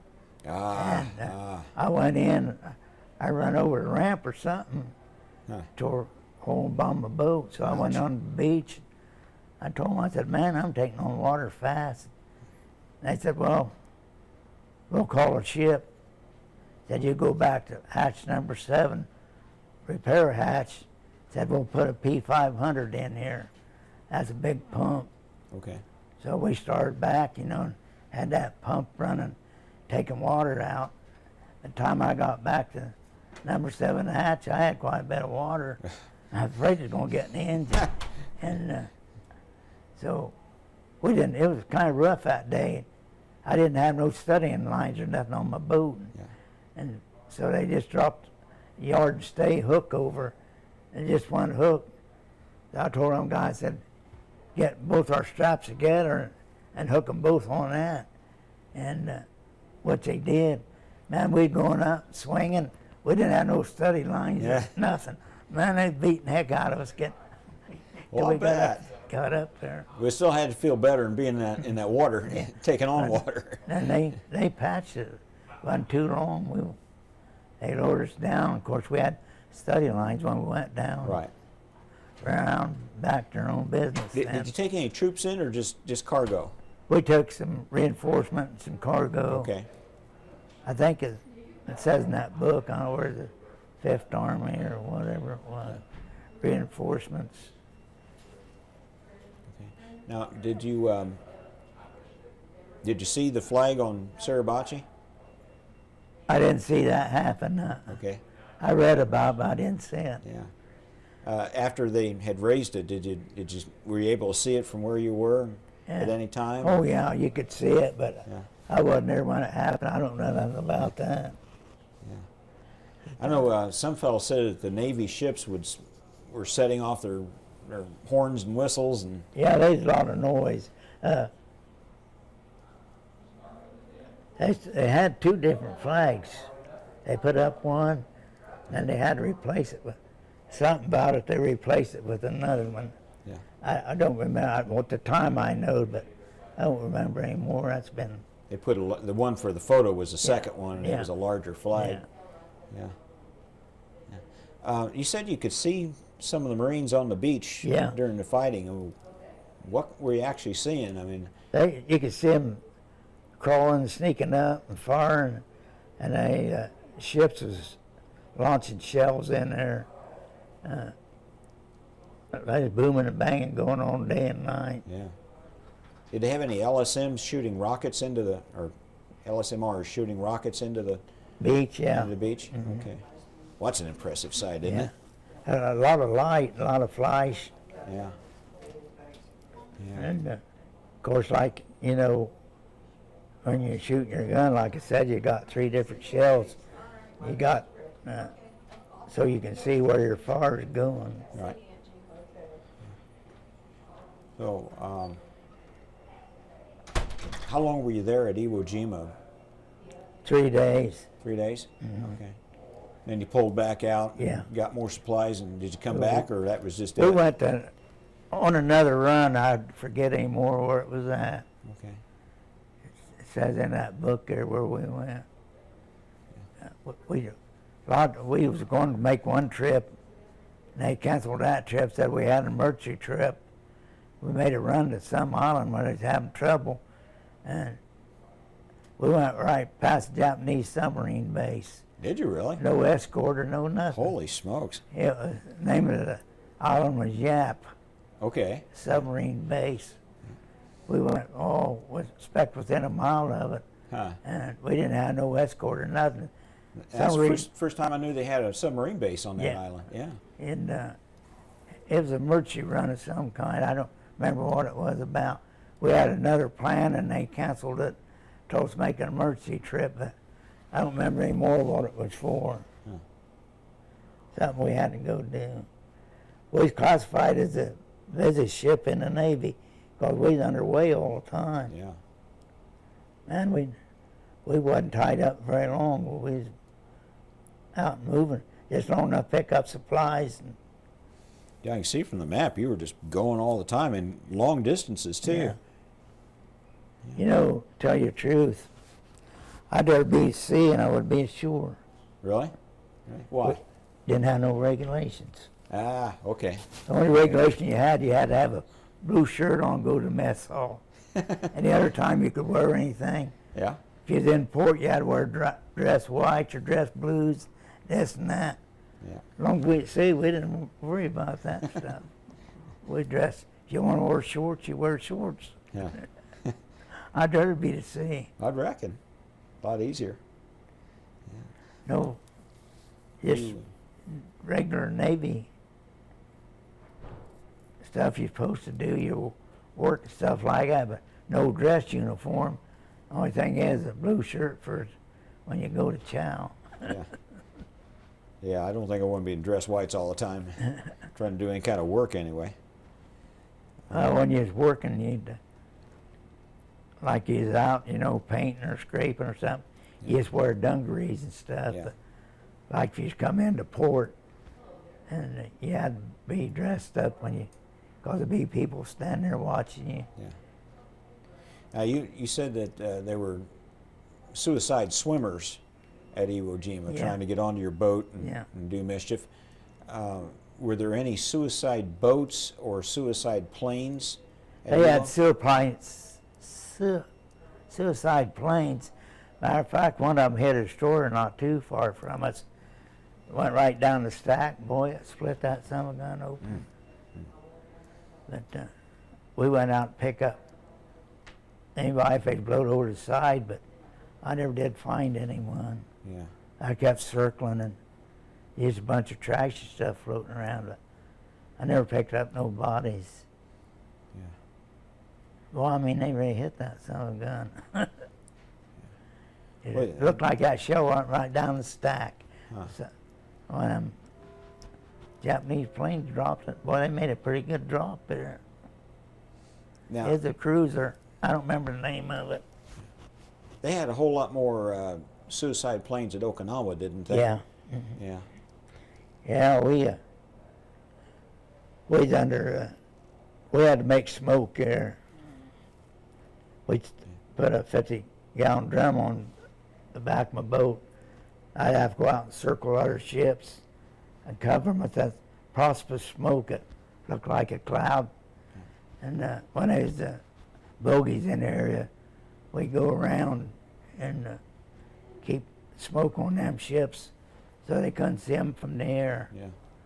I don't know how many drums of that stuff I went through. Yeah. How'd you make the smoke? I mean, It's in a drum, and then you had a motor. You run that motor, and then somewhere it just shoot the smoke out. okay. We had them board our ship too. Like they had one midship, one on aft part of the ship, one on the gunnel. One day, one on our gunnel caught on fire. Oh boy.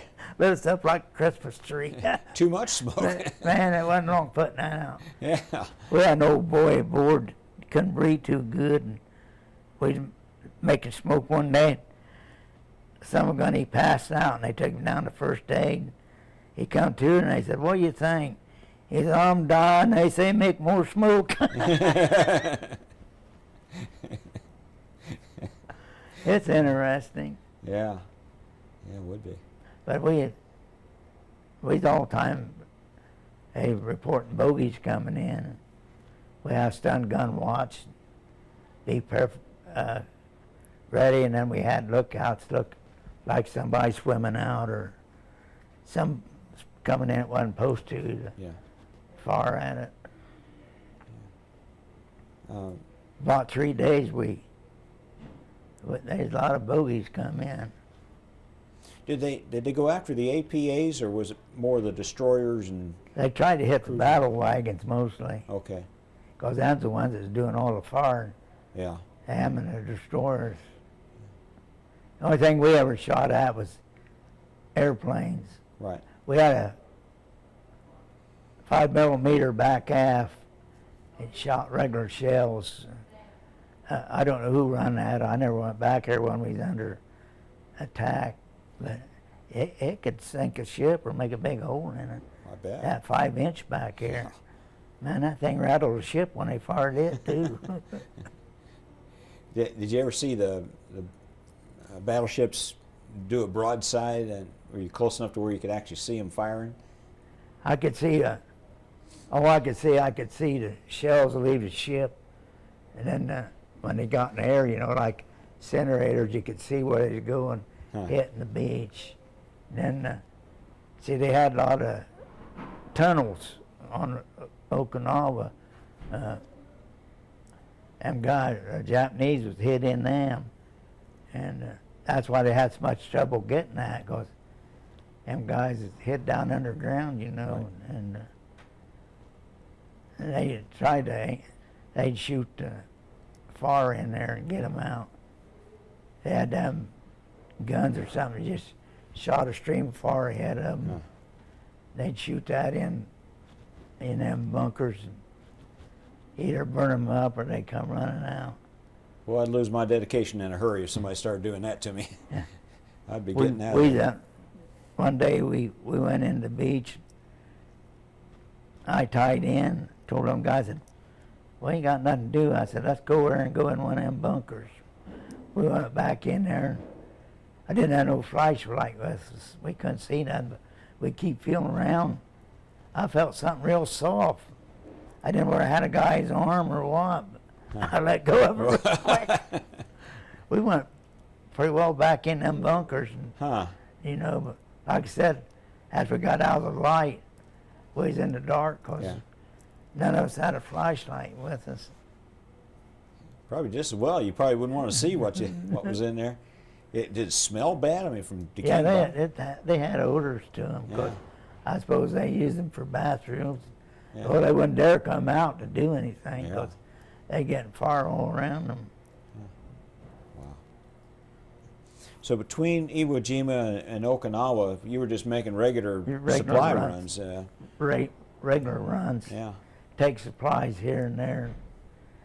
As soon as we could load up, we was going again. Yeah. We never stayed anchored very long.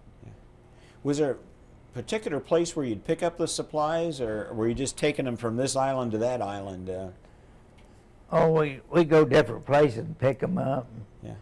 And we come back to some of our own places and pick up supplies for a ship. And, get all the stuff we needed. And fuel. And if we're going out and staying out for a month, we'd have a tanker come alongside. Yeah. They'd bring a hose over a yard and stay. Yeah. The smoking lamp was out when we were refueling. I bet. You wasn't allowed to smoke. I bet. That had to be kind of interesting process there. I mean, the two Yeah, ships next to each other and trying to stay Yeah, the even. guy running the yard to stay boom. Man, he had to stay up with that, stay with it, because you're wobbling and wiggling. Yeah. And he's the one that controlled the hose. He had to keep it right where it was going into our tank. Yeah. I'm glad I didn't have to do that. I'd have heavens fuel no. all over my place. Yeah, you sure would. Yeah. Did you ever transfer people between boats, between ships? You ever use a bosun's chair to transfer people, or? No, we normally we just come down cargo net and we. Okay. And how was the mail situation? Did you get mail pretty regular? Or? Yeah, about once a month or something like that. Yeah. You get, somebody at Hartford sent me the paper. I get my mail and I'd have a sack of papers about that. Yeah. Yeah. Cause a lot of times it's a month or a month and a half before our mail caught up with us. Yeah. A lot of times hanging out board, I'd have to make a real mail run or something. Yeah. And a lot of times I'd have to run the captain's gig in. I didn't like that. Oh, really? He had to be in dress uniform. Ah. We go alongside the dock. He'd get out. We'd have to salute him when he got out. We had to stay there. If he was going an hour, 2 hours, 3 hours, we wasn't allowed to leave that boat. No kidding, really? No, you had to stay. You had to stay right there with that. Yeah. Same way with his Jeep. He had his own Jeep. If you drove his Jeep in, you wouldn't dare leave it. Huh. If he got out of it and gone for a while, you stayed with it. You had a, they gave you a sidearm, I don't know why, but yeah, if I'd run his gig in, I knowed I was in for it, because regardless how long wherever he went, I never asked him where he went. Yeah. He'd gone an hour, 2 hours, 3 hours. We had to sit right there by that boat and wait for him to come back. We had to be there when he got back. He didn't wait on us. We wait. That'd be kind of boring duty after a while. It was. You see something you want, go over here and pick this up. You better not. Yeah. You better be right there, because you don't know when he's coming back. Give that sidearm to shoot any woman that got close to him so he wouldn't be gone so long. Yeah. You went from Iwo Jima. Did you come back to the States or just stay pretty much in that area? We moved around different islands. Okay. We went to Guam and we went to Midway, different islands. Okay. Midway was a small island too. Well, yeah. What'd you think of Midway? Was it just kind of like Johnson Island, or? Yeah, it's just another refueling station. Yeah. But they had more on it. They had grass and trees. And over Johnson Island, we didn't have nothing. Yeah. Yeah. Did you have any kind of, nowadays they have R&R where you go out and rest and relaxation. Did they have a place where you could go for that, or was it just working all the time? No, we'd go ashore and they'd have a place set up. And you can go get 2 beers. Yeah. Talk to the guys. One time we was ashore, and there's a bunch of us in there, and some guy come up and hit me on the shoulder. Some guy from Hartford City. For heaven's sakes. Man, we talked for a long time. I'll bet you did. I knowed him here in Harvard. He rode motorcycles all the time. Huh. And funny part, when I was back here in the Hawaiian Islands and we was waiting on a ship, we stand in the chow line one day. Some guy come up and hit me in the back and turned around. It's my wife's brother. Old Johnny and Orrin Roach. Man, I tickled to see somebody from home. What a small world, eh? I didn't think I'd ever see anybody I knowed. Huh. I turned around, there stood old Johnny. He's waiting on a Son of a gun. boat too. I didn't think I'd ever see anybody from Hartford. What about your brother? Did you run across him very much once you were out? I there? never seen him. After I went aboard ship, I never did see him till I got back home. Ah, okay. Yeah. How was he when he got back home? I mean, you said he was wounded. I mean, how Yeah. bad was he? He get had over it? shrapnel wounds. He got along all right, but finally, somewhere in there, that stuff started poisoning him. He started out, and they took his foot off, and then his leg off up to his knee, and they finally ended up taking them both off his hips. Yeah. I Okay, that's how. But that was several years afterwards. yeah. He was able to work and Yeah. just live fairly normal life Yeah. up to that point. Till he started taking his legs off. Huh. I used to have to help get him in and out of wheelchairs. He stayed with his son up at Warsaw. I go up there every week. Well, that'd be hard. And he died in Veterans Hospital at Fort Wayne. We go up there a lot and see him when he's in there.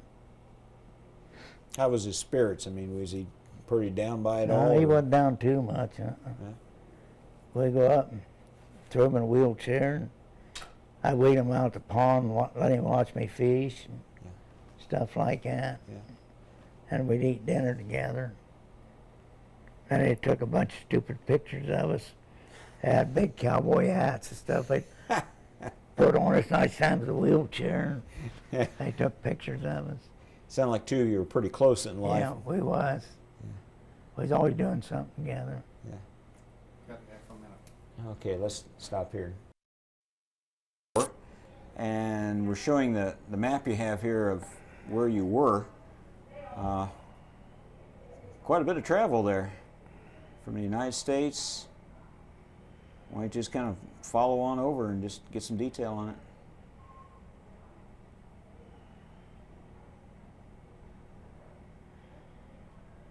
That is a lot of travel. Thousands and thousands of miles. And to that point, you'd hardly been out of the county.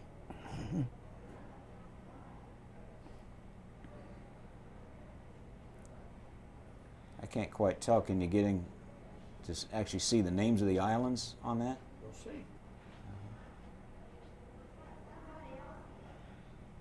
Wow, Well, that's clear. that's real clear.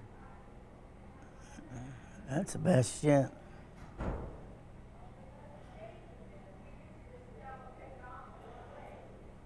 Philippines and the Solomon Islands and Guam and Ulithi and Kwajalein and Saipan and Tinian.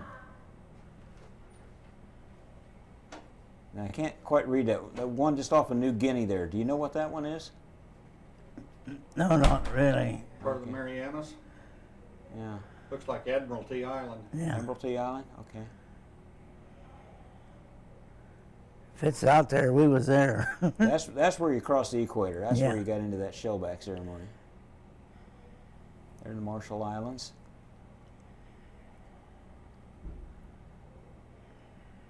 We can almost see the ship on that.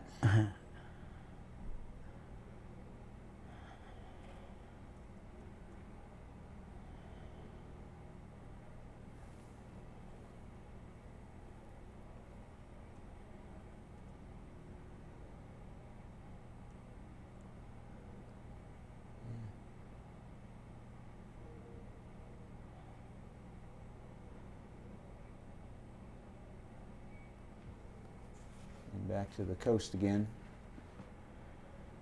San Diego, San Francisco.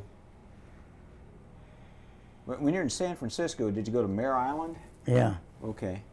All right, now let's get some, we're going to get some other photos here. Hang So we on. put it on pause. we go. Now we're going to get a shot of the ship itself, the lander.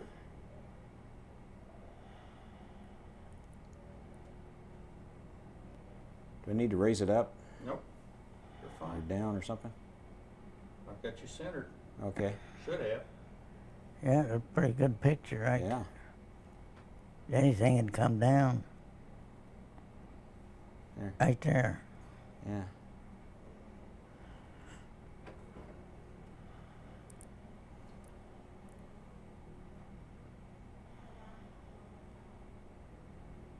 Okay, now, Now we're going into a little more detail on the ship. Now, where were your guns? The guns your battle station? I was up forward, aft, quad up front, and that Okay. big tub. All right. All right. We're just kind of going down through the ship to get a little more detail on it. We had smaller aircraft guns than that, but that was our main one. All right. Then we had a 5-inch around back on the stern.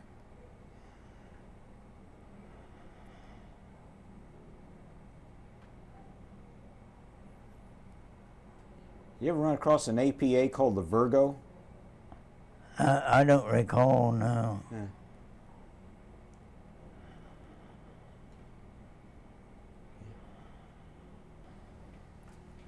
okay, Okay, this is Captain Sweeney. Man who was probably more powerful than most admirals. Or at least wise he didn't care what the admirals had to say. He just had the one captain all through, right? Yeah.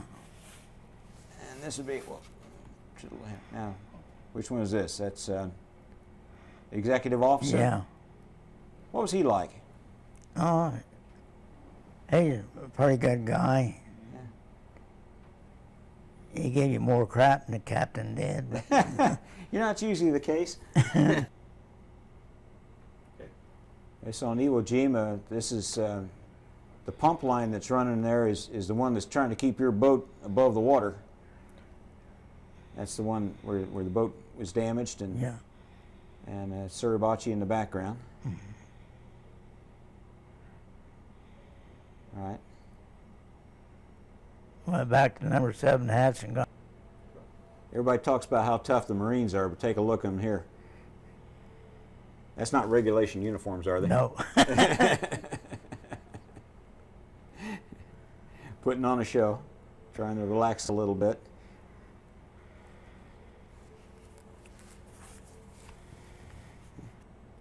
We talked about making smoke to camouflage some of the air attacks, try to keep them from finding the ships.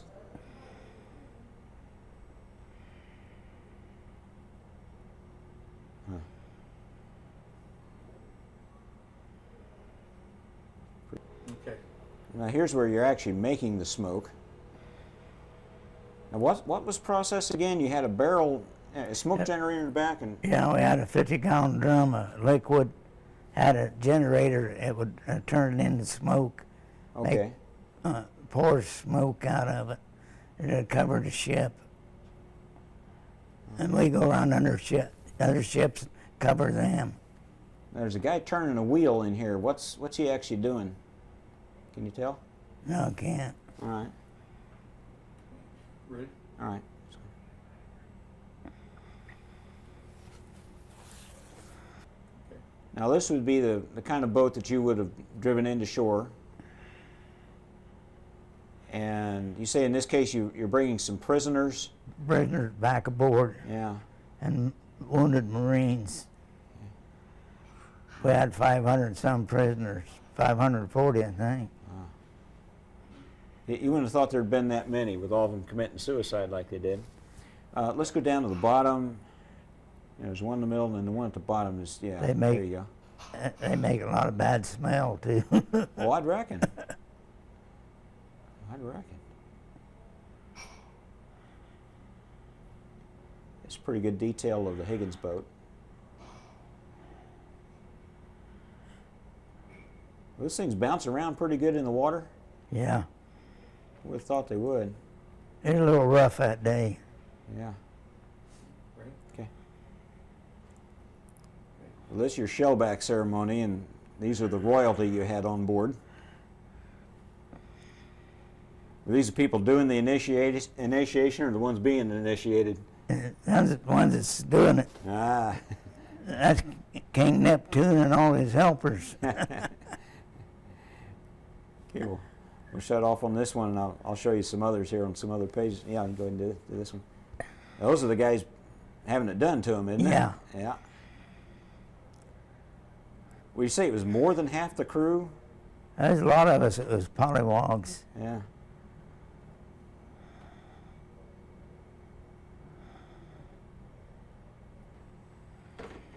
Okay. Here's some various photos of the things that went on during the ceremony.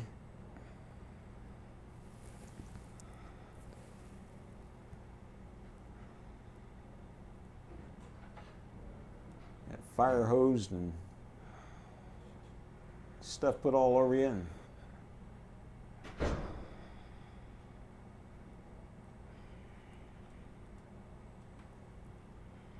can't imagine that fire hose was very warm either. No, that's cold water. Matter of fact, it was salt water. Salt water. We had water hours aboard. Now, what were the regulations on fresh water? We had water hours, and when you take a shower and stuff, you do it when the fresh water's on, and after it's gone, well, It's gone. if you want to take a shower, something being salt water. And this was the officer that thought he was above Been being initiated. Rank didn't help him out that time, did it? his stripes didn't mean nothing. Okay. Now this is you and your twin. Which one is you? One to the closest to him. That was good. Yeah. That one? Okay. I thought you meant the one closest to your twin. I don't know what you want me to say, left or right. Well, that worked out. I don't know whether it's left of him or right of him. Okay. That's good. Yeah. Okay, going on to Okinawa.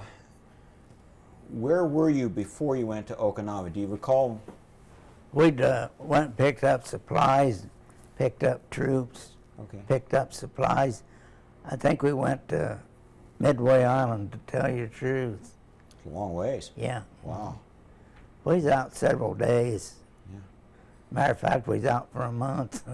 Wow.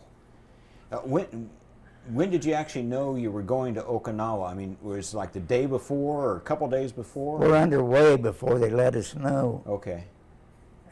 They don't tell you ahead of time Yeah. where you're going. Just the big wigs know that. And did you understand at the time that that was part of the Japanese home islands? Yeah. Okay, so you knew That's Japanese ground. that's the first time you were actually on Japanese ground. Yeah. So no wonder they fought so hard. Yeah. Were you there on the first day of the invasion? No, we got there. It'd been going on several days before we got there. Okay, but still pretty close to the front. We just went in for with supplies Okay. and extra men that was getting shot up. Yeah. And Now, those prisoners that you had, were those from Okinawa? yeah, Iwo Jima? we Okay. picked them up there. We picked them up, and then we had some of the other ships brought their boats in and helped us pick them up. Okay. I think it's 540 plus wounded Marines. It kept sick bay pretty busy, I bet. taking care of all them. How were the Japanese? How did they act when? They was real meek. Yeah. Didn't have much to say, Yeah.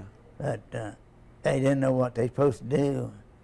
They washed their hands in the urinal and peed in the lavatory. They didn't know what that. They never been around that stuff. They didn't know what it was. Well, I hadn't heard that one. They live a primitive life. They did until the United States built them up, set them up. Yeah. Now they're controlling us. True. That's true. Were you ever under attack yourself off of Okinawa? It just air attack. So, yeah, we had smoke, made smoke about for at least a couple of days or so. And report the bogey, flash red, and then flash white, it's clear, and then pretty soon back flash red. And then said we spliced 4, we spliced 5. And that went on for a couple of days while we was there. A lot of bogeys. They're probably pretty thick. Yeah. Because we was pretty close to the homeland there. Yeah. Now, which side of the island were you on? Did you know where? It says in the book, I think we was on the south side of it. Okay. Probably a southeast side? Yeah, something like that. All right. That would make sense. Did you have any idea how the battle was going? Did anybody ever get word back or rumors? No, we really never knowed. We just rumors we picked up. Yeah. For a while it looked like a losing cause, and then once they got control of it. Because them guys are buried in them bunkers, they had to go take fire guns in and get them out. It was almost 3 months before we actually subdued the Yeah. island, 80-some days. Yeah. Yeah. We was there quite a while. I don't remember how many Okay. weeks we was there, but So you did stay throughout most of the battle? yeah, You were until we probably- got our supplies out, and our men we had with us got them in, and we loaded these prisoners and wounded guys, and then took off. And we took them, put them aboard our sister ship, and we hauled them for a couple of weeks or something till we met up with their sister ship. And they took all that stuff and took them where they supposed to go. Yeah. Do you have any idea where they actually took the Japanese prisoners? It tells me in that book, but offhand I can't tell you. Okay. I mean, was there any thought of taking them all the way back to the United States or just one of the islands? We thought we'd bring them back to States, but we put them aboard another ship. That Yeah. took quite a while. By the time you would have got them back to the States, the war would have been over. It wasn't that long. Yeah. Wow. So did you have enough supplies for your ship while you were there, or did another ship come and resupply you? We had enough while we was in there, but after we left, we had to go refuel. We had enough stuff in the reefer to feed us. Fuel was the most important thing we had to watch. Right. Did you have to use the refrigerators for any of the dead Marines, or No, some ships they did? but they kept sick bay and everything pretty busy. I And, bet. I bet. but, Yeah, that was a tough old battle. we had plenty of food aboard. Of course, you used the hydrated potatoes and powdered eggs and all that good stuff. Yeah. You didn't get the real thing. No. No. They kept had them hydrated potatoes. I asked Cook one time, I said, how come we have turnips every day? He said, we ain't got turnips. He said, them potatoes. Then I started eating them after I found out what they was. There for a long time, I thought they'd have turnips. But you weren't there until it was actually over. You were there We was there while it was still going on. still going, probably about we- halfway through. We hung around till we could do what we wanted to do, and then Did- we was there maybe a couple weeks, something like that. I don't know remember for sure. Yeah. We had to come out and refuel and stuff because we circled too much. And They had to keep moving. you got airplanes coming in the whole time. You got. We stayed right in the convoy though. A convoy about 200 ships. How long would those air attacks last? I mean, would they just be coming at you all day long, or? No, you'd fire a while and then maybe for an hour or so it wouldn't be nothing all at once. They'd say flash red bogeys in the area, and you put your lookouts out and start looking for them. But it lasts mostly, about all day, just maybe an hour or so in between. Boy, just wear you out just Yeah. worrying about it, nothing else. We mostly on gun watch by the whole time we was there. Right. Wow. So you did you take any Marines back with you when you left Okinawa? We brought back some wounded Marines, Okay. and we took them out, and then they put them on a hospital ship. Okay. Did you actually see them? I mean, did you spend Yeah, any time with them to get the?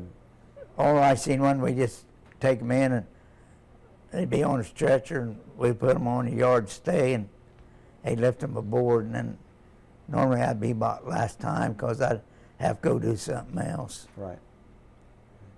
I don't know whether we lost any of them or not while they was aboard. Hey, you had your battle station, you had your boat that you were on. Did you have other duties on board ship? I mean, stand Yeah, watch or something? Or? Yeah, I stood gun watch, boats and mate watch, stand on the bridge and pass the word for the captain. Okay.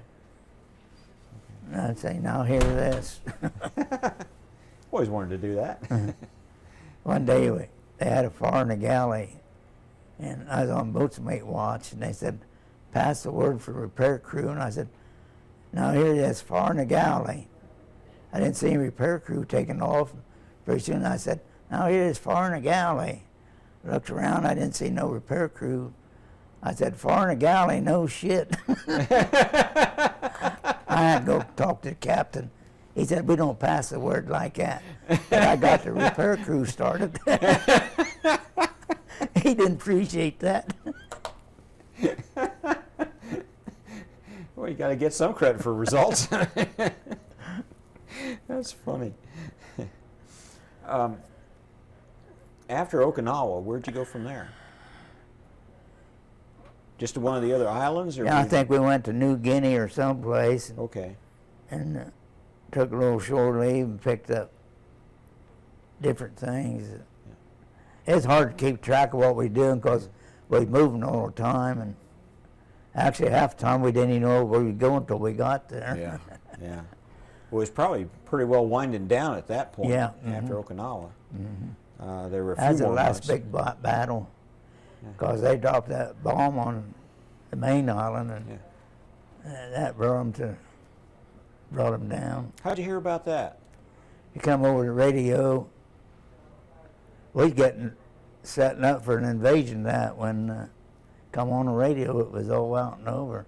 Same way it was a war on the other side when Germany gave up. Yeah. That'd be a good day. Then they heard one day where the president died. That kind of a sad day. Yeah, it would be. Yeah. Did you celebrate much when the war in Europe ended? Or, Oh, not really, just a regular rate teens doing a little hollering and hooping, and other than that. Well, it really didn't affect you guys as much because you were still in the middle of it. yeah. What'd you think about them dropping the bomb? Was that a good thing? Or? I thought it was. I thought it should have been done. Yeah. Because otherwise we wasn't gonna be close to whipping them, I'll tell you. You'd have been right in the thick of it, too. Yeah. With that APA. We're getting ready to make a landing when they set it all out and over. Matter of fact, we're gonna go pick up some troops and supplies and go on in. And then word come over that they dropped that bomb. And funniest thing ever happened to me, we crossed the equator and then we crossed the international date line. Yeah. On this side it was Christmas, so we got Christmas dinner. Yeah. Next day when we crossed the other side, it's Christmas again. We got another Christmas dinner. We got two of them. that was strange. It seemed to be somebody told me that they crossed it, but just in the opposite fashion, and they didn't get any Christmas at all. That could happen. Boy. I thought that was kind of funny. Yeah. Because you don't cross the date line too many times. But No, it is kind of odd, isn't it? we probably crossed it several times. I never paid no attention to it on that one time. Yeah. So they dropped the bomb. The war was over. Did you just turn around and go back home from there? No, Or you still had? Ship went on in there and took supplies and stuff in. Did you actually go to Japan? I got off just before we got there. Okay. They said any guys that had enough points could be discharged. So there's 4 of us. They said, you want to make a trip or get off? We said, well, we'll get off. So they rented a store alongside. We got on that, and then they took us to Philippine Islands, the staging area. Okay. That's where we picked up our ships to come back home. Ah, okay. So were you kind of looking back on it? You kind of wished you'd gone on in? I wish 100 times I had. Yeah. I should have kept my mouth shut. A free trip to Japan would have cost you a few more weeks, maybe, but. Yeah, I kind of wished I kept my mouth shut. That would have been interesting. So you went to the Philippines. How long were you in the Philippines before you got a ride back home? About 3 days. Well, that's not bad. That's good. You get in the chow line for breakfast, then you turn around and get chow line for dinner. I mean, you had some lines there. Yeah. I'll bet you did. And, Well, I come close to missing my ship. Yes. well, that wouldn't have been any good. What, you go back on a freighter or a troop ship or? It was I was going to tell you. It was a troop carrier is what it was. Okay. It's probably like a merchant marine ship. So you came back to San Francisco? Yeah. Right. Did they have the big sign on the bridge? Yeah. Then we left there and went back to Great Lakes and was discharged. Okay. Yeah. What did that sign say on the bridge? Something, welcome back or I job don't- well done or something? I don't remember anymore. That's been Yeah. a couple years ago. Yeah. But I went back to get my discharge papers. We went up to Yeoman and he took her down on her name, rate, and horsepower. I said, I want to put in disability. He said, I can't give everybody a disability. I said, well, I got something important I want to tell you. He said, forget it. He said, I got your name and address and everything, go on. He wouldn't listen to me about my disability. Yeah. Yeah. I had a rough talking Yeoman, taking down our records. Yeah. Everything on your discharge is not on your discharge. There's a lot of stuff they overlooked. Mm-hmm. Yeah. What about when you got to San Francisco? How did people treat you? Were there any kind of celebration or welcome? Oh, a bunch of them when the ship come in, wait and see if they had friends on it or whatever, all dressed up. Yeah. And after we left there and started back to Great Lakes, it was about all over then. Yeah. So you took train back to Great Lakes. Yeah. And got out, and from Great Lakes you just come back to Hartford Yeah. City? Mm-hmm. It's called a train home. At that time they had a train depot in Hartford, Yeah. but you don't have anymore. Matter of fact, there's no trains on the Pennsylvania track anymore through Hartford. Yeah.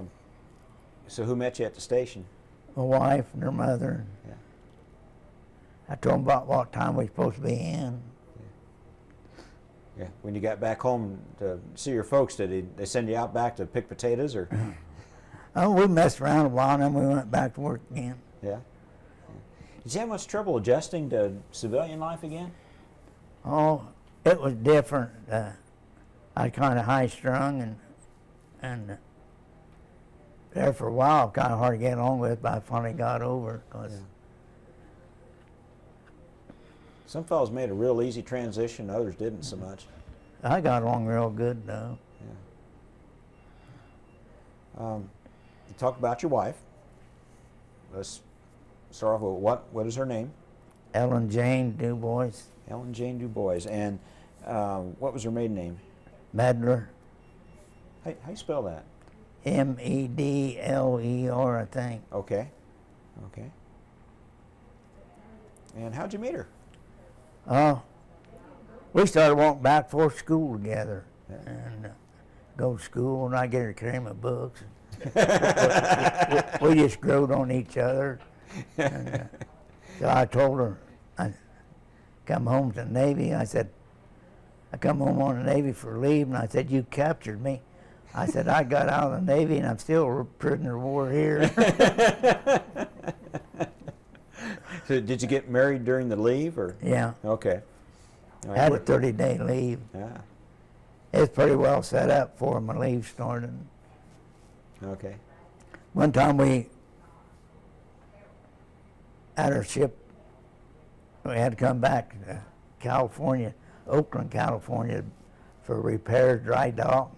Yeah. So I called her and I said, "Come out here, we're going to be here 2 weeks." So I can't go that far, I've never been out of town. And my sister-in-law and them was listening in. They said, "You're going to go." So I finally talked her into getting on the train. Yeah. They gave her some money, and she had money stuck in her bra here and there. And on the train, it's about 3 days, and she got, she didn't know what was going on or this or that. And so there's some sailor on there and said, "Where are you going?" And she told him, said, "Well, I'm going that way too." Said, "I'll help you." So I told her, I said, "When you get here," I said, "I'll be off duty. I'll meet you at the station." We had to take a bridge, Oakland Lake Bridge, Right. down to where the ship was. But I didn't get to come. I had to go on duty. So I said, I got over there and I said, "Pass the word and call her name when the train comes in and bring her over here." Yeah. She got there and she didn't see me, man. She was scared to death. Well, I reckon. This guy said, "Hey, I'm going to take you over there where he's at." And they got on the Oakland Lake Bridge, come across where we tied up, and then we got a motel room over there. Yeah. She's scared to death. She'd never been out of Hartford before. Just the same as I hadn't been either, you know. Yeah. Big world And out there. See, the funny part was her luggage didn't come in, so we go across the bridge, they come in. We done that for 4 days. The day she's getting ready to come home, I had to buy her some more clothes. The day she's getting ready to go home, we went over there for her to come home, get on the train. Her luggage just come in. She didn't have nothing the whole time we was there. Well, I thought that only happened on airplanes. It happens that way too once in a while. Oh, man. So where did you get married? Here in Hartford City? Yeah. Mm-hmm. And, I got passed her down to Grant Street Church, where just down to Dad's house, yeah. because I wasn't home long enough to do anything, or we didn't, like you don't have no honeymoon and all that Right. crap. Yeah.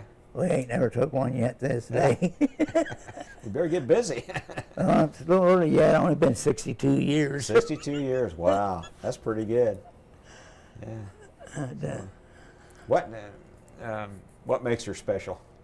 oh, I don't know. We just rode on to each other, and it just went on from there. Yeah. Said we started walking back towards school together. They just rode on each other, I reckon. Yeah. That's usually makes the best marriages. And, You get some people you get some flash in the pan and then it's over with, but you. when I was in service, she stayed with my dad a lot, Yeah. between her dad and mine. We got along real good, really. Neither one of them talked her out of it? No, You must be on good terms with I her. should have. She still hold me prisoner. Yeah. So I know you have at least one daughter out of the marriage. Do you have any Yeah. other children? Have two boys, Okay. Dwayne and Ernie. Okay, what's become of them in life? My oldest boy, Dwayne, he's retired from the Hartford Concrete. Ernie's working over here in the factory right over here across from here, Yeah. where all them factories are at. Dwayne's out here now. He retired. He's taking care of my house and everything while I have to stay out here. And he had the one girl, Yeah. Claudia. Mhm. Yeah, I hear she married really well. Yeah. I gotta say it, he's sitting there. And I want to give Dean Ford credit for your son-in-law credit for helping set this up. He did a nice job on that. So, which one was the most difficult to raise? Oh, I don't know, they all helped me on the farm. Yeah. And one time we was making hay, and I told Claudia, I said, you drive the tractor, and Dwayne and Ernie and me will load the wagon. And she'd never drove a tractor before, so I showed her how the hand clutch worked, the slip clutch and stuff. We got a pretty good load on, and most of her move on, and phew, she took off, threw Dwayne off the wagon. He got madder than that. We lost a few bales of hay. Is that what you did for a living? Were you a farmer for a living? I worked over at Warner Gear. Oh, I Warner Gear. retired from there. That's right, you did say that. I'd work midnights over there and then try to farm in the daytime. I bought all the bucket calves I could buy, and her and the kids would feed them, bucket feed them, and Yeah. some of them we bottle feed. Then I sold them all over at Warner Gear. The guy said, "You got any meat for sale?" And I said, "Yeah." And we'll take a half of it. So I'd sell them all over there, but halves. And I'd call them. I said, "Your meat went to Pennville. Call them, tell them how you want it." And Yeah. they'd pay me what they owed me, and then they'd call Pennville and tell them how they wanted their meat cut up. I'd take 6 or 7 over there at a time. Yeah. I hired a trucker to take them over there.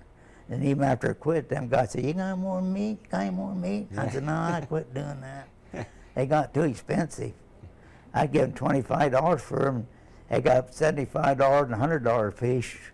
I couldn't afford to lose one of them. Oh, yeah. Yeah. $25, I'd lose one. Well, it didn't hurt too bad, but then you get that big money, you quit. Yeah. Then I'd have to pay, the vet come out and check them. So what'd you do at Warner Gear besides sell meat? I started out on assembly line, then cutting gears. Finally ended up driving a tow motor Okay.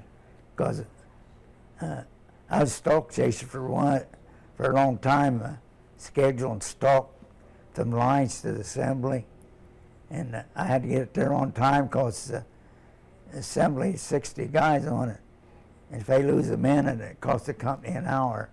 So I went around all the departments. Tell them I want this, want that. I want it at this time, and that's the way I got it. He said, but that's too hard. My nerves is bad, and so I just finally gave that up, went to truck and driving the tow motor. And just like during the war, you were supplying, supplying the operation, supplying the troops.